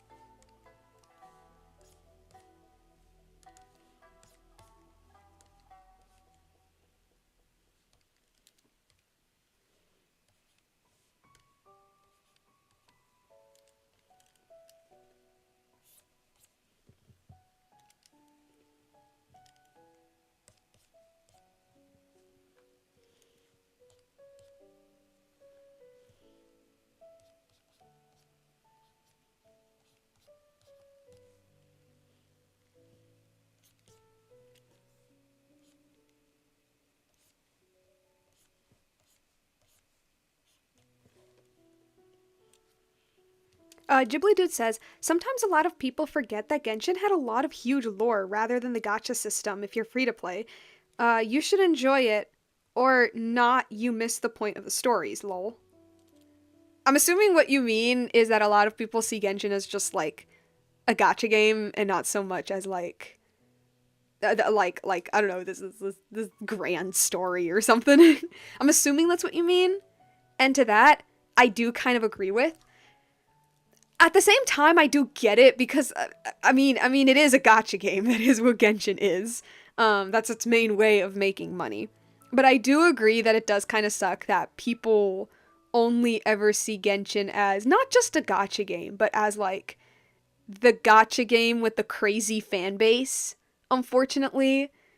And that does make me really sad sometimes because, like, you know, there's some people that have a very specific perception of Genshin, like their only perception of Genshin is like the fandoms, for example, which we are. That's terrible. Um, and not to say that I haven't fell into that trap as well. Like, that's me with the Sonic fandom. That like the only real thing I knew about Sonic for years was DeviantArt. And so whenever I thought about Sonic, it would kind of like scare me a little bit. But at the same time, I also do kind of get it because I love Genshin. I was also a very big My Little Pony fan. So it does really suck when people's only perception of a piece of media is that side of it, because then it's like how do I tell people that this silly little video game like inspires me so much as like an artist and a storyteller and a world builder? Like, how do I tell that to people without them looking at me weird? You know what I mean? Because if you say like Elden Ring or something inspires me, if you say Elden Ring or Fallout or Red Dead Redemption inspires me, then people would be like, yeah, that makes complete sense. Yeah, there's some really good stories in these games. But then if you say Genshin Impact inspires me as a storyteller, then people will look at you and they'll be like, what? You mean the waifu lottery simulator? Ghibli Dude says, true, it's the best way, it's the best way to separate the fandom and the games. Yeah.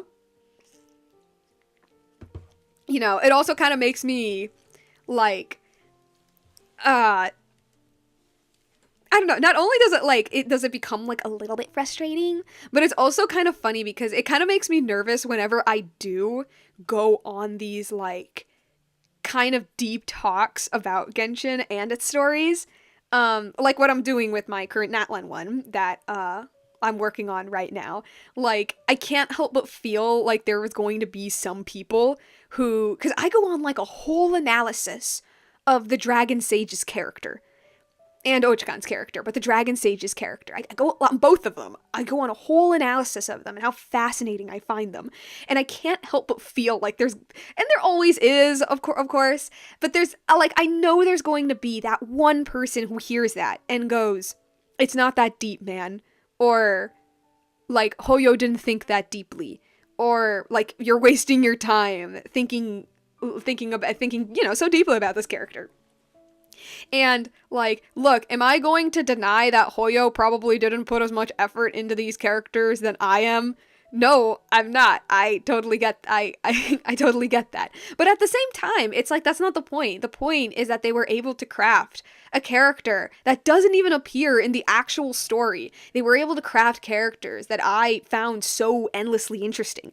But like, you know, like even worse cuz it's Natlan. It's not just Genshin, it's Natlan, which, like, to a lot of players is, like, the worst region. So it's like, how do I tell people that the lore in Natlan of the video game Genshin Impact has, like, some of those, has, like, lore that I am absolutely obsessed with. Lore that I love so much, I wish it was part of the main story. Of course, I'm using Genshin as an example. Of course, there's, like, other pieces of media as well. Like, TV shows and games that, like, there was, like, a period of time where, like, liking Steven Universe for some reason was, like, cringe. And it's like, okay, yeah, the Steven Universe fandom wasn't that good. But, like, I don't know, it's still, it kind of just felt like bullying, honestly. Kind of just felt like bullying. Where it's like, oh yes, you're right, how dare I like a show that's a lot of people like? What? How dare I like something that's popular? How dare I like something that's clearly proven to resonate with an audience, you know? How dare I? Ghibli Dude says, yeah, I get what you mean, though. Though sadly, this is social media. Sometimes not everyone, kind of wants to take you seriously. No, seriously, though. That's so true. And it's funny, too, because it's like... Because not only is it the point, is the whole point of, me analyzing characters, the whole point of me is taking it, like, way too seriously. That's kind of the joke. But it's also, as well, it's like, no, but like, at least to me, that is what makes storytelling so fun. It's the fact that you're able to pick things. You're able to find things that even if the writer didn't intend it, you're still able to find something in there, you know, and I think that's, I don't know, I think it's cool.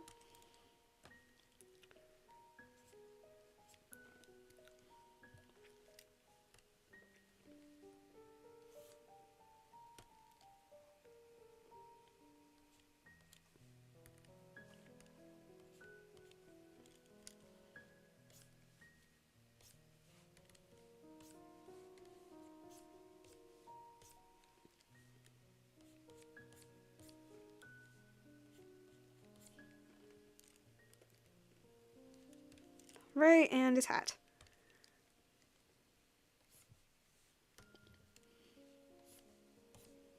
What I also don't understand is people not liking not liking, well, I was gonna say media, but like, not liking other people's taste for something that's popular, I guess. That I also don't understand. Because it's like, oh, the horror. Somebody likes a thing that the majority of people clearly like. Like, what? Like, I know for, like, Demon Slayer, I know it's just, like, stupid people on, like, Twitter or something, but, like, with Demon Slayer, people are like, no, the show is mid, the show sucks, I don't get why people like it, blah, blah, blah, blah, blah. And it's like, okay, do I agree it's a little bit overhyped? Yes. Do I agree that it's, like, the best anime ever? No. But, like, do I like the show? Yes. And do I see why so many people like it? Yes. Because the thing is that a lot of people are like, Demon Slayer sucks because it's so simple. It's such a simple, basic anime story. I don't understand why it's popular. And it's like, well, I'd go as far as to say that that is the reason why it's popular. It's because it's a very simple story. Because it has very simple characters. And the simplicity, and you might not like the simplicity, but a lot of people do. And actually, I'd go as far as to say that the most, like, this is gonna sound weird, but like, the most relevant stories tend to be the simpler ones. Because they stand the test of time. And I'm not saying that, oh, Demon Slayer is going to stand the test of time or anything like that. I'm not saying that. But what I'm saying is that there is a clear trend of simple stories and it resonating with an audience. And so it's like, okay, you might not like Demon Slayer, but there is a reason why it just blew the hell up. And even someone like me, who I like the anime, I like it a lot, and I do keep up with the seasons, I'm not, like, the biggest Demon Slayer fan out there, but I can see why it's super popular, because, heck, I get really excited when the new season's out. You know, I watch, like, when the new season's out, I'm watching them, like, every single week.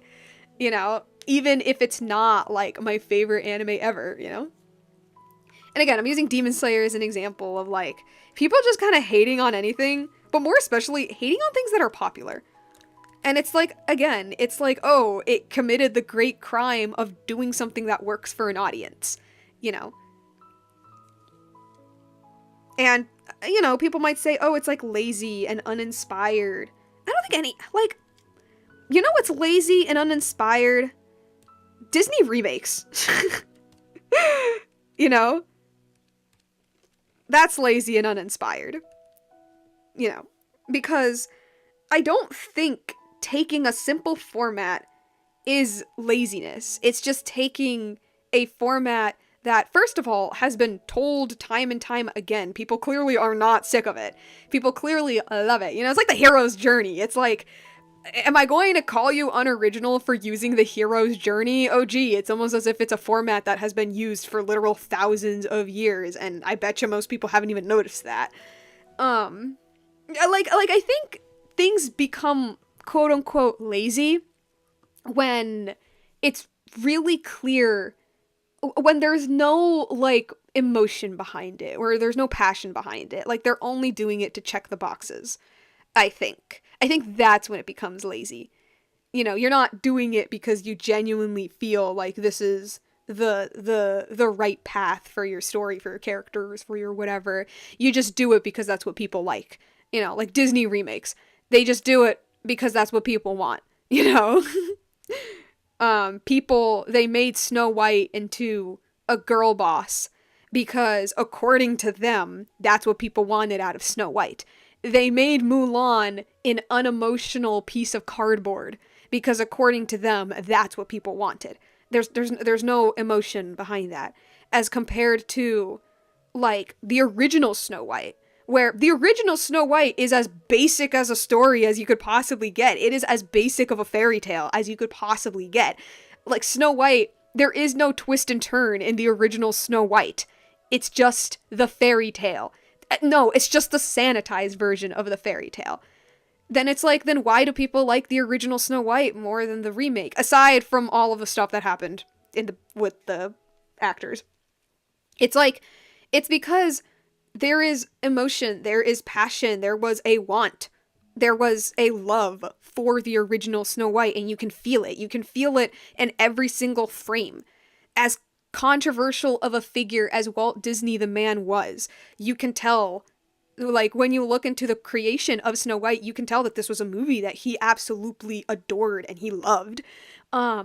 And I feel like in a weird way, you can feel that when watching a movie. You can feel that love behind it. And again, Snow White is as basic and as simple as a fairy tale movie can get.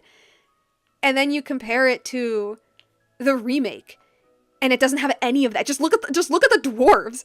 The dwarves were clearly not made because people thought hard about the designs of the dwarves, and they're going to look like this because of, like, I imagined this backstory for them, and yada yada yada. It's like, no, it's just like, we couldn't get actors with dwarfism, nor could we get normal actors. Well, I mean, we did, but people didn't like that, so just make them into, like, creepy CGI people instead. Again, there's no love behind that. But, like, you know, you could argue that Snow White, the reboot, is more original, in quotations, is more original than the original 1930s movie. You could argue that it's more original, I guess, in a sense, because it changes a lot from the original fairy tale. People still love the original fairy tale. You know what I mean?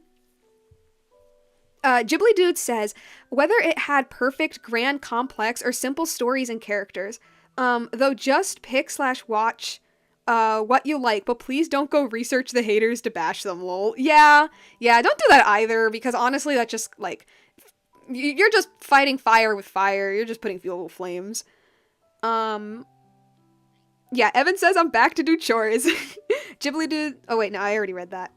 Cora says, as someone who is a contrarian when it comes to media, I agree. Hating something because it's popular does feel really shallow.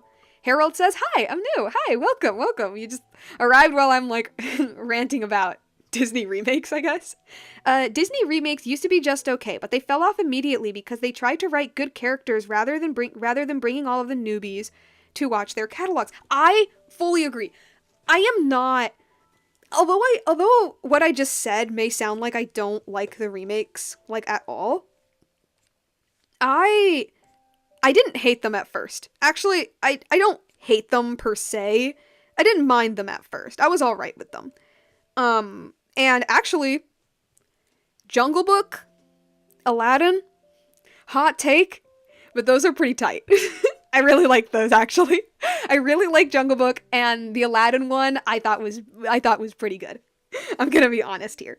Yeah, I've seen a little bit of Maleficent just because it just like played on TV a while back. I liked what I saw. Um, I saw Christopher Robin. Is that a Disney remake?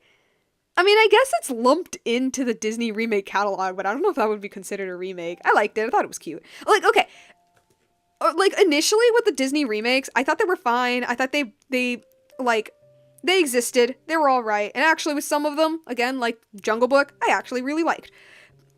They didn't become a problem to me until they adapted Beauty and the Beast.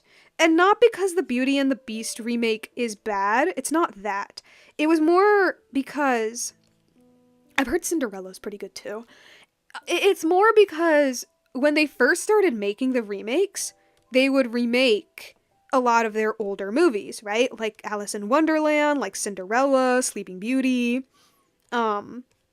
even the Jungle Book technically. Like yeah, like these are fairly old movies. And what I assumed they were for was hold on. And what I assumed they were for was to introduce them to a new audience because not every kid is like me, okay? Not every kid is like me who, like, actively watched Bambi and Pinocchio, okay? Not every child was like me. You know, most children are going to see what is very clearly an old movie and immediately not going to be interested. So to me, it made complete sense adapting, like, Cinderella. That made complete sense to me. And then they adapted Beauty and the Beast, and I was like, that's, I don't know, it feels a bit new.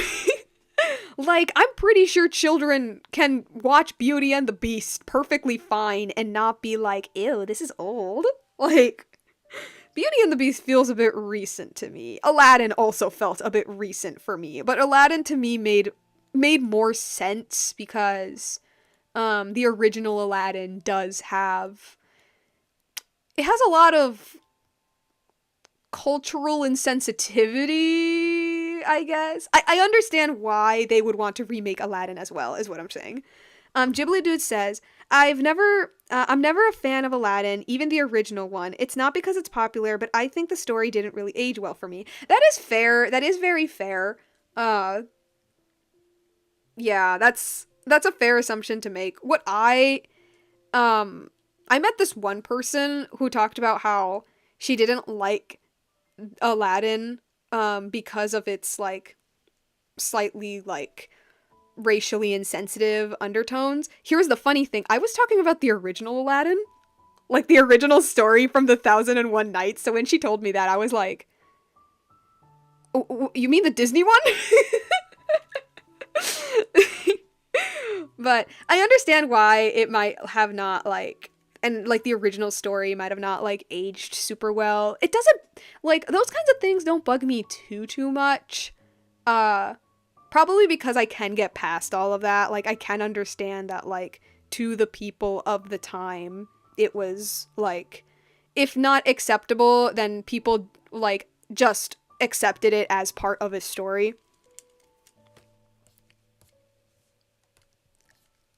But anywho, yeah, so with most of the like early remakes, like I was like, yeah, that makes sense, you know, adapting not adapting, but remaking some of your old movies for children who might not want to see these old movies. And then Beauty and the Beast happened, and I'm like, okay, it's a bit of a recent film, and unlike Aladdin, I don't think it has anything that would warrant it to be remade. And then The Lion King happened, and by that point I'm like, okay, first of all, that's not even live action. That's not even live action. They say it's live action. The entire thing's animation. Like, come on, what the heck? What are you doing? What are you doing? And also, like, bro, it's just like Beauty and the Beast. Like, The Lion King basically just came out. You can show The Lion King to a child, and, like, they'll probably just become absolutely obsessed with it and then watch all of the sequels. You know what I mean? So then that got weird. And then fast forward, it's 2025 and they're making Lilo and Stitch and Moana. And it's like, Moana Moana just came out. What? Moana, like, just came out. What are you on about, guys? Lilo and Stitch? Bro, I was one of those children who watched Lilo and Stitch. I was obsessed with that movie. What? And they kind of tried, I guess, to go back to their roots, so to say, with Pinocchio and Snow White. But by that point, Disney had completely forgotten any sort of quality they had with their original remakes. Like, oh man, I watched Pinocchio with one of my friends because I was interested, because I loved Pinocchio when I was really little. I loved it a lot. And so I was curious. I was a bit cautious. I was like, this could either not be that good or it could be a lot better than I thought it would be. I was expecting, like, Aladdin levels of quality. Like, pretty good, pretty enjoyable. I was expecting that. It was hot garbage. Pinocchio was hot garbage. I watched the Guillermo del Toro one in Netflix when that one came out, and that one made me cry. But the Disney one was hot garbage. And by that point, both me and my friend, who, like, both of us are pretty, like, whatever to the Disney remakes. By that point, we were like, y'all, this movie specifically sucks. This movie's bad. Ghibli Dude says, now Disney tried to make their movies relevant in the modern era, so I don't feel some of the hate kind of justified how they changed. Cora says, honestly, I would have preferred it if they went on to adapt other fairy tales instead of remaking the ones they've already done. Honestly, yeah, they really should. Like, or just, like, adapting books. Like, what's wrong with, like, whatever happened to adapting books, you know? Just do that if you can't come up with an original idea. That's what anime does. Like, 90% of anime is just adaptations of manga. Just do that, Disney.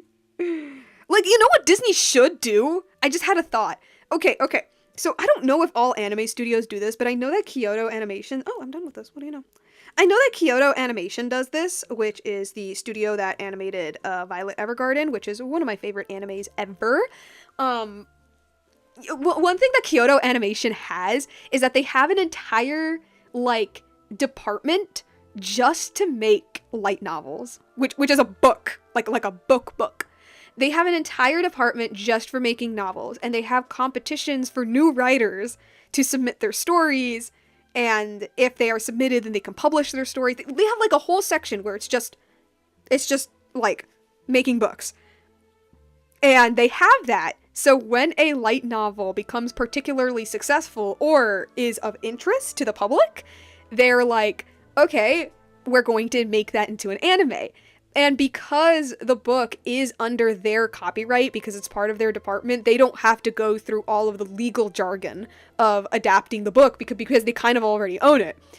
Disney should do that. And yes, I know that Disney publishes books based off of their movies, but no, I feel like not just Disney, actually. I think just like some animation companies in general. Well, anime is animation.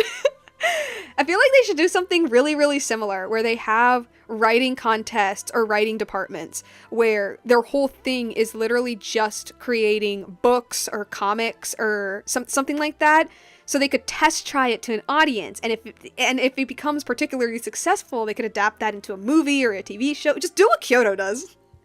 Harold says, I love Kyoto Animation. I heard about that, but there was a person who thought he submitted a book there and set the building on fire. Yeah, that was a thing as well. But that is not the fault of the company. It was just one very not well person. But just 2 more frames. Do I draw these? I don't know. But where was I? Yeah. I feel like they should probably I feel like more, like, animation studios in the West should start doing that. Because hear me out. Because one of the reasons why a lot of these big media companies don't want to make anything original anymore is because they're too afraid that the audience might not like it. Right? They're afraid that, like, okay, yeah, maybe there is a chance your original idea could be the next Lion King, but there's also a chance your original idea could be the next Ruby Gilman. And I'm pretty sure with with most of you guys, you completely forgot that movie existed until I mentioned it. So, like, and I do understand that, like, on a business standpoint, that you don't want to, like, dump millions of dollars into a film that's not even going to be successful. I do get that, kind of. But hear me out. Hear me out. If you just do that, if you have your own little publishing, writing, comic making, whatever department, then you already know what's successful. Like, you already see that there is this, like, book, for example, that got the attention of the audience. Bam, bada boom, there's your proof. It has potential. It has potential. Now, is it a guarantee? No, it's not a guarantee. But there's a higher chance. It's not a guarantee, but you can see that there is something that's working. I don't know. I just feel like more studios should do that. And it also, like, it would also be, like, such a good opportunity for a bunch of, like, artists where, okay, yeah, maybe your idea isn't going to be, like, the grand story, the grand anime you imagined it to be, but at least you'll have, like, a really cool way of, like, getting it out there. I don't know, just throwing out the ideas, At the same time, though, there's also the risk of a lot of corporate meddling. There's also that, yeah. Maybe it wouldn't be such a good idea, but it was a thing I thought of.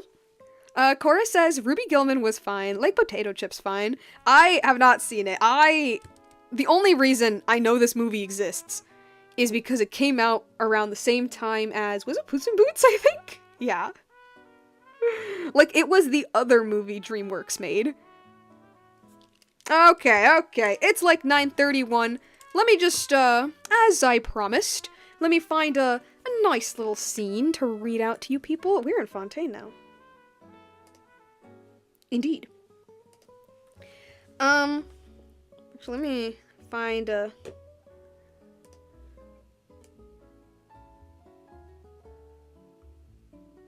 Yeah, we can stop at this frame. We could have this as, like, my little my little frame thingy. Diojo Alexandre says, hey, do you have any tips or, like, something on how to start from absolute zero 2D animations for indie games? I just finished college and I've been programming stuff for a long time but never did animations. Any tips for animation? I think number one, like, and I think, like, any animator would tell you, fundamentals. Fundamentals are so important. Like, look up Alan Becker 12 Principles of Animation, and he basically lays out the 12 principles in such an easy to understand fashion. I honestly think, like, knowing your basic, like, principles and fundamentals immediately makes you understand animation. You're not going to be an animation god. I'm not an animation god, not yet anyway. But it seriously makes you go from, like, silly, like, dumb little, like, I don't know what I'm doing, to something that vaguely looks like, oh yeah, okay, I don't know what I'm doing, but it looks like I do. Highly recommend that. Which, I mean, makes sense, because it's called The Principles. It's called The Principles, so that makes sense. Oh, and also, don't be afraid to break your model sometimes. Actually, this could be a really good example.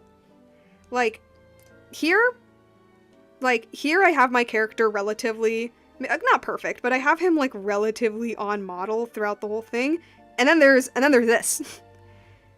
And then there's this, where, like, it looks completely weird and off.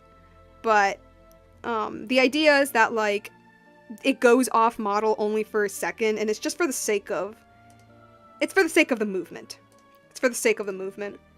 Because keeping your character completely 100% on model in every single frame will make your animation look a little bit more stiffer. Just always keep in mind that the off model is typically in the frames that go by super, super fast. Alright. I was gonna read a scene. Alright, I'm thinking which one. I think I'll do my, my second Mondstadt fic. Yeah, let's go with that one. Let me just, find find it really quickly. One day I'll release these stories. I promise you. It sounds like I'm lying every time I think that. Oh, Ghibli Dude says, Studio Ponoc currently tries to make more adaptation-based stories on British novels. It's quite surprising that this studio was made by former Ghibli employees. Oh wait, weren't they the ones who made the... What is it? Mary and the Witch's Flower? It's a really cute movie. I loved it. Okay, hold on for a second, guys. I need to find a good scene. I need to find one. No, wrong story. Oh shoot, they have no titles. I haven't put titles on any of the chapters yet. Why do I do this to myself? No? Okay.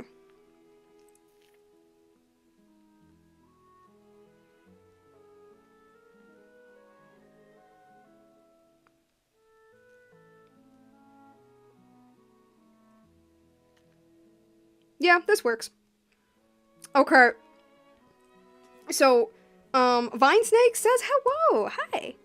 Unfortunately, we are ending the stream, but I'm not gonna end it before I read a little excerpt of some writing of mine. A fanfiction, though. Okay. Cora says, oh, I love that movie. Even got the book it was based off of. Wow, that's cool. Okay, so to give the slightest bit of context for this this little snippet I'm giving you guys. So a lot of these Genshin fanfics are based off of the lore, because I don't know, I had this funny idea of like, a lot of Genshin lore seems to already be like a narrative. So what if I make it into a narrative? That was the idea. So this is my second Venti fic, because there is like Venti as like a wind spirit and the nameless bard and the like original rebellion, right? And then there was this other rebellion with this character named Vanessa, who was a character who, like, she grew up in Mondstadt, but her people originate from Natlan. And we are almost done with Natlan, and we still have not mentioned Vanessa, like, in the slightest. Like, I'm still waiting for them to mention her.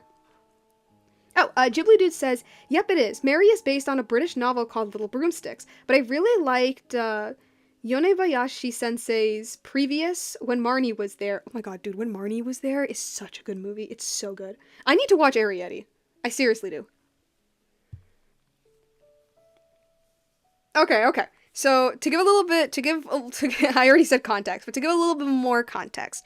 So, in this scene, I have Venti hanging out with Vanessa. If you want to know, like, the time period, this is like 1,000-ish years before the events of the game. And in this scene, they're having a nice little chat. And Venti talks about the Archon War.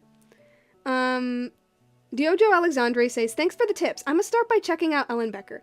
I just have so many ideas for games to make, but I completely lack on the animating part. I hope I can make some mini projects with basic animations.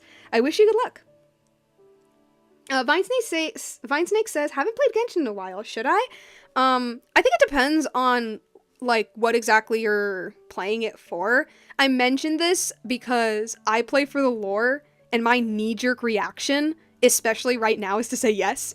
My knee-jerk reaction is to say yes, 100%, absolutely, because lore-wise, like, it's crazy right now. There's a lot of insane stuff going on right now in the lore. But that's mostly because I play for the lore.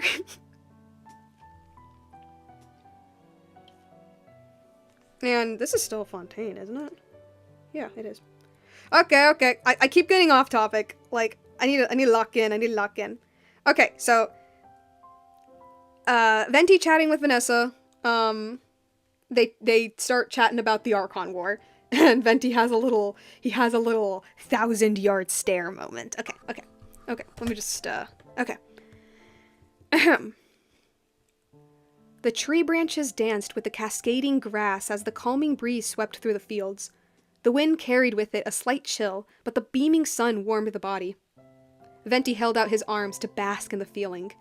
His cloak and braids swayed with the flora, and his cyan eyes gazed at the cyan sky. At least one thing stayed the same, he said to himself. Okay, you were right, Vanessa said from behind. This is very nice. You know, a long time ago, Mondstadt didn't look like this, Venti then told her. Back during the days of the Archon War, this whole region was nothing but mountains and blizzards. Barely anything could grow back then. Really? Vanessa looked around the sea of grassy cliffs. Were you the one who changed it? Venti nodded. After countless years of frost and famine, my children deserve a place of peace and warmth. A place where they can play and jest without worries.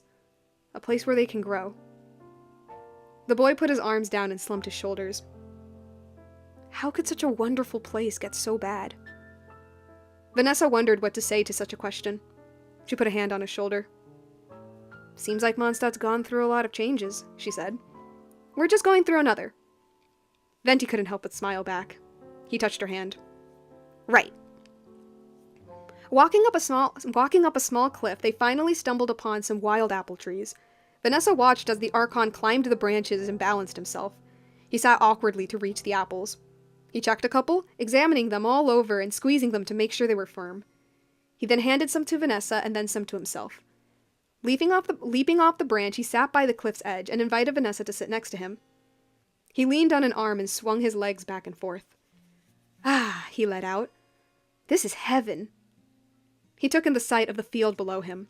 It was wide and empty with a small creek. Only a couple hydro slimes were of interest. What else changed since the Archon War? Vanessa curiously asked him. Well, for starters, this whole field. Venti gestured across the site. After I flattened it, there was so much fighting, it was hard for the grass to grow. And... Wait, I'm so sorry. Wait, I'm sorry. Okay, I'm sorry, my brain died for a minute. Well, for starters, this whole field. Venti gestured around the site. After I flattened it, there was so much fighting, it was hard for the grass to grow. And when there was grass, it'd all be stained. Never before did Venti think seeing lush greenery would be so odd.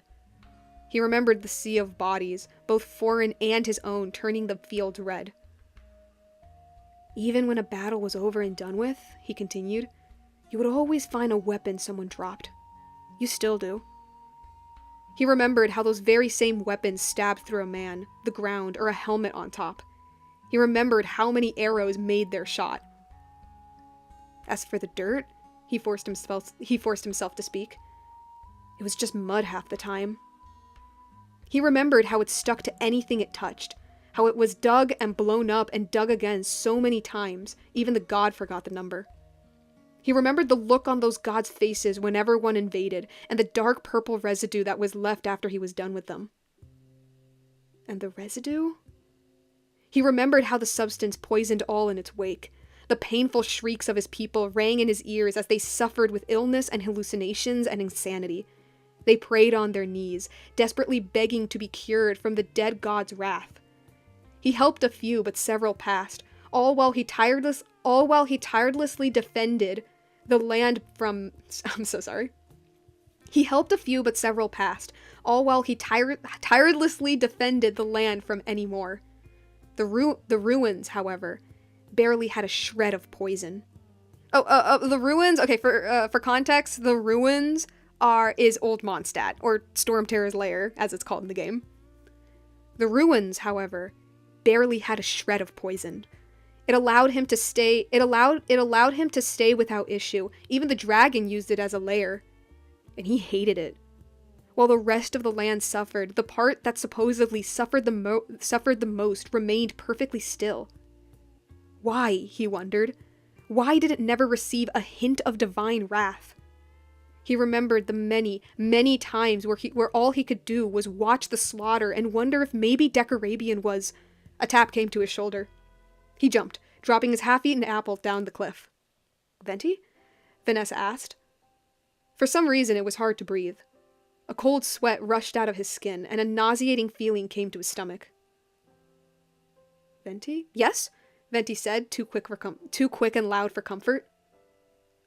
Are you okay? Venti looked down the cliff, trying to see the apple he dropped. He couldn't. He then stood up. Come on, he replied in a chipper tone. Let me show you one of my favorite places. And there we go. There we go. Cyberlord says, hello, everybody. Hi.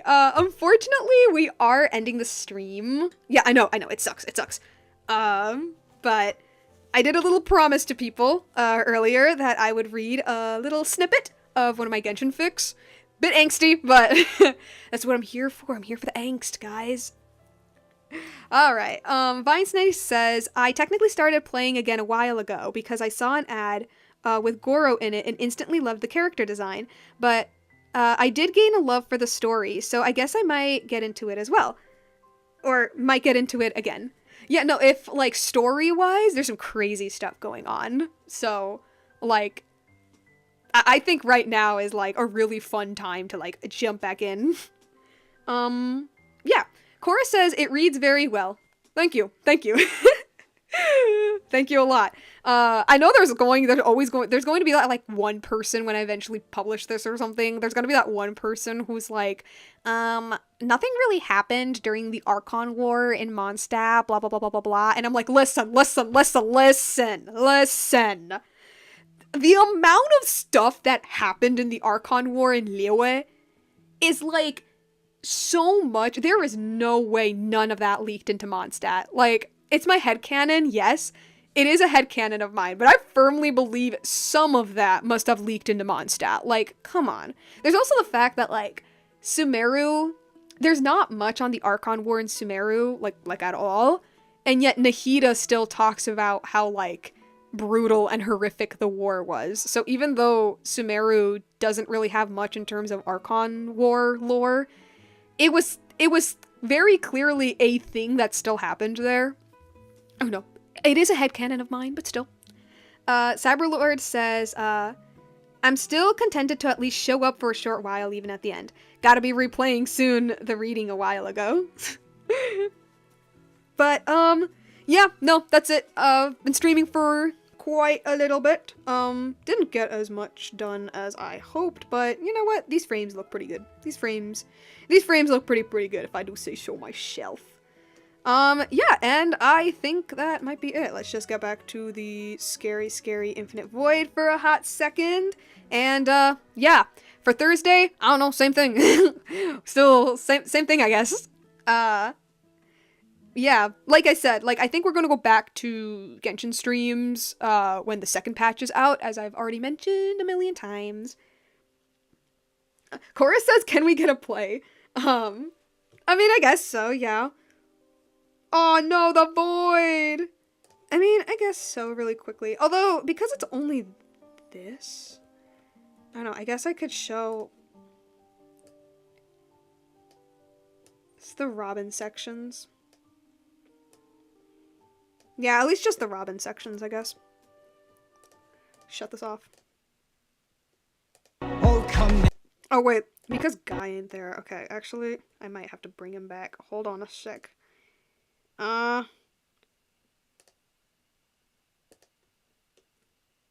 There we go. You're still a blob. Guy's still a blob.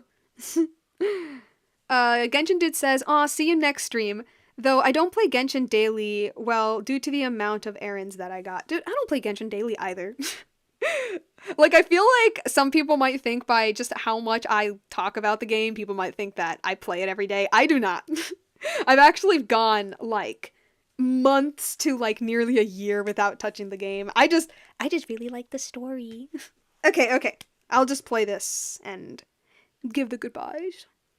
Oh, come now, you don't really think we're different. We're one and the same. We're not the same. You don't get to have all the power and none of the blame. You're not saving any lives by killing an innocent boy. Then what in Olympus's name did you do in Troy? And, like, Robin is a blob here, and I removed the blob layer. But I'll just play it again. Oh, come now, you don't really think we're different. We're one and the same. We're not the same. You don't get to have all the power and none of the blame. You're not saving any lives by killing an innocent boy. Then what in Olympus's name did you do in Troy? And And, yeah. Okay. Let's just get back to Infinite Void real quick. Give out my goodbyes. Cora says, yes, frames! Vinesnake says, looks really good. Also love the song. Yeah, no, I love this song. It's a cut song from Epic the Musical. I don't know if this is its actual name, but this is just what I've been able to find. It's called Unhand Him. There's so much more to the song. I only got like a little snippet of it, but I think it's really good. Cyberlore says it's a nice animation. Thank you. This is still in the super rough phase, of course. Like, I'm gonna do the in-betweens later. And as I've mentioned before, I'm not doing any of the line art. This is just like a quick little animation. Alright, yeah, so Thursday, yeah, we're chilling. These are the streams right now. We're just chilling, trying to complete this little animation. Natlan video, I would lie and say, oh, it's definitely coming out this week, guys, but I don't think it will. Hopefully next week. Vinesnake says, I love Epic. I love Epic too. And hopefully, after I finish my Natlan video, I should do part 2 of my Epic the Musical analysis. Noah Swore says, I want to draw more. Do you have to devote intentional time for drawing, or is it just relaxing and natural? Both. I think both. I think, like, if you really want to, like, lock in and improve your skills, I think that you really should dedicate specific time to it. However, I also think it's really important to just like, have fun and relax while drawing as well. Because at the end of the day, you're doing this for fun. And I think that if you practice seriously and then start just, like, doodling for fun on your own, you're going to notice, like, improvement that you haven't noticed before, and it's, like, yeah. So I'd say both, definitely both. Yeah, take your time with your animation, Peppermint. Thank you. But, yeah, no, that's it, guys. See y'all next time. Bye!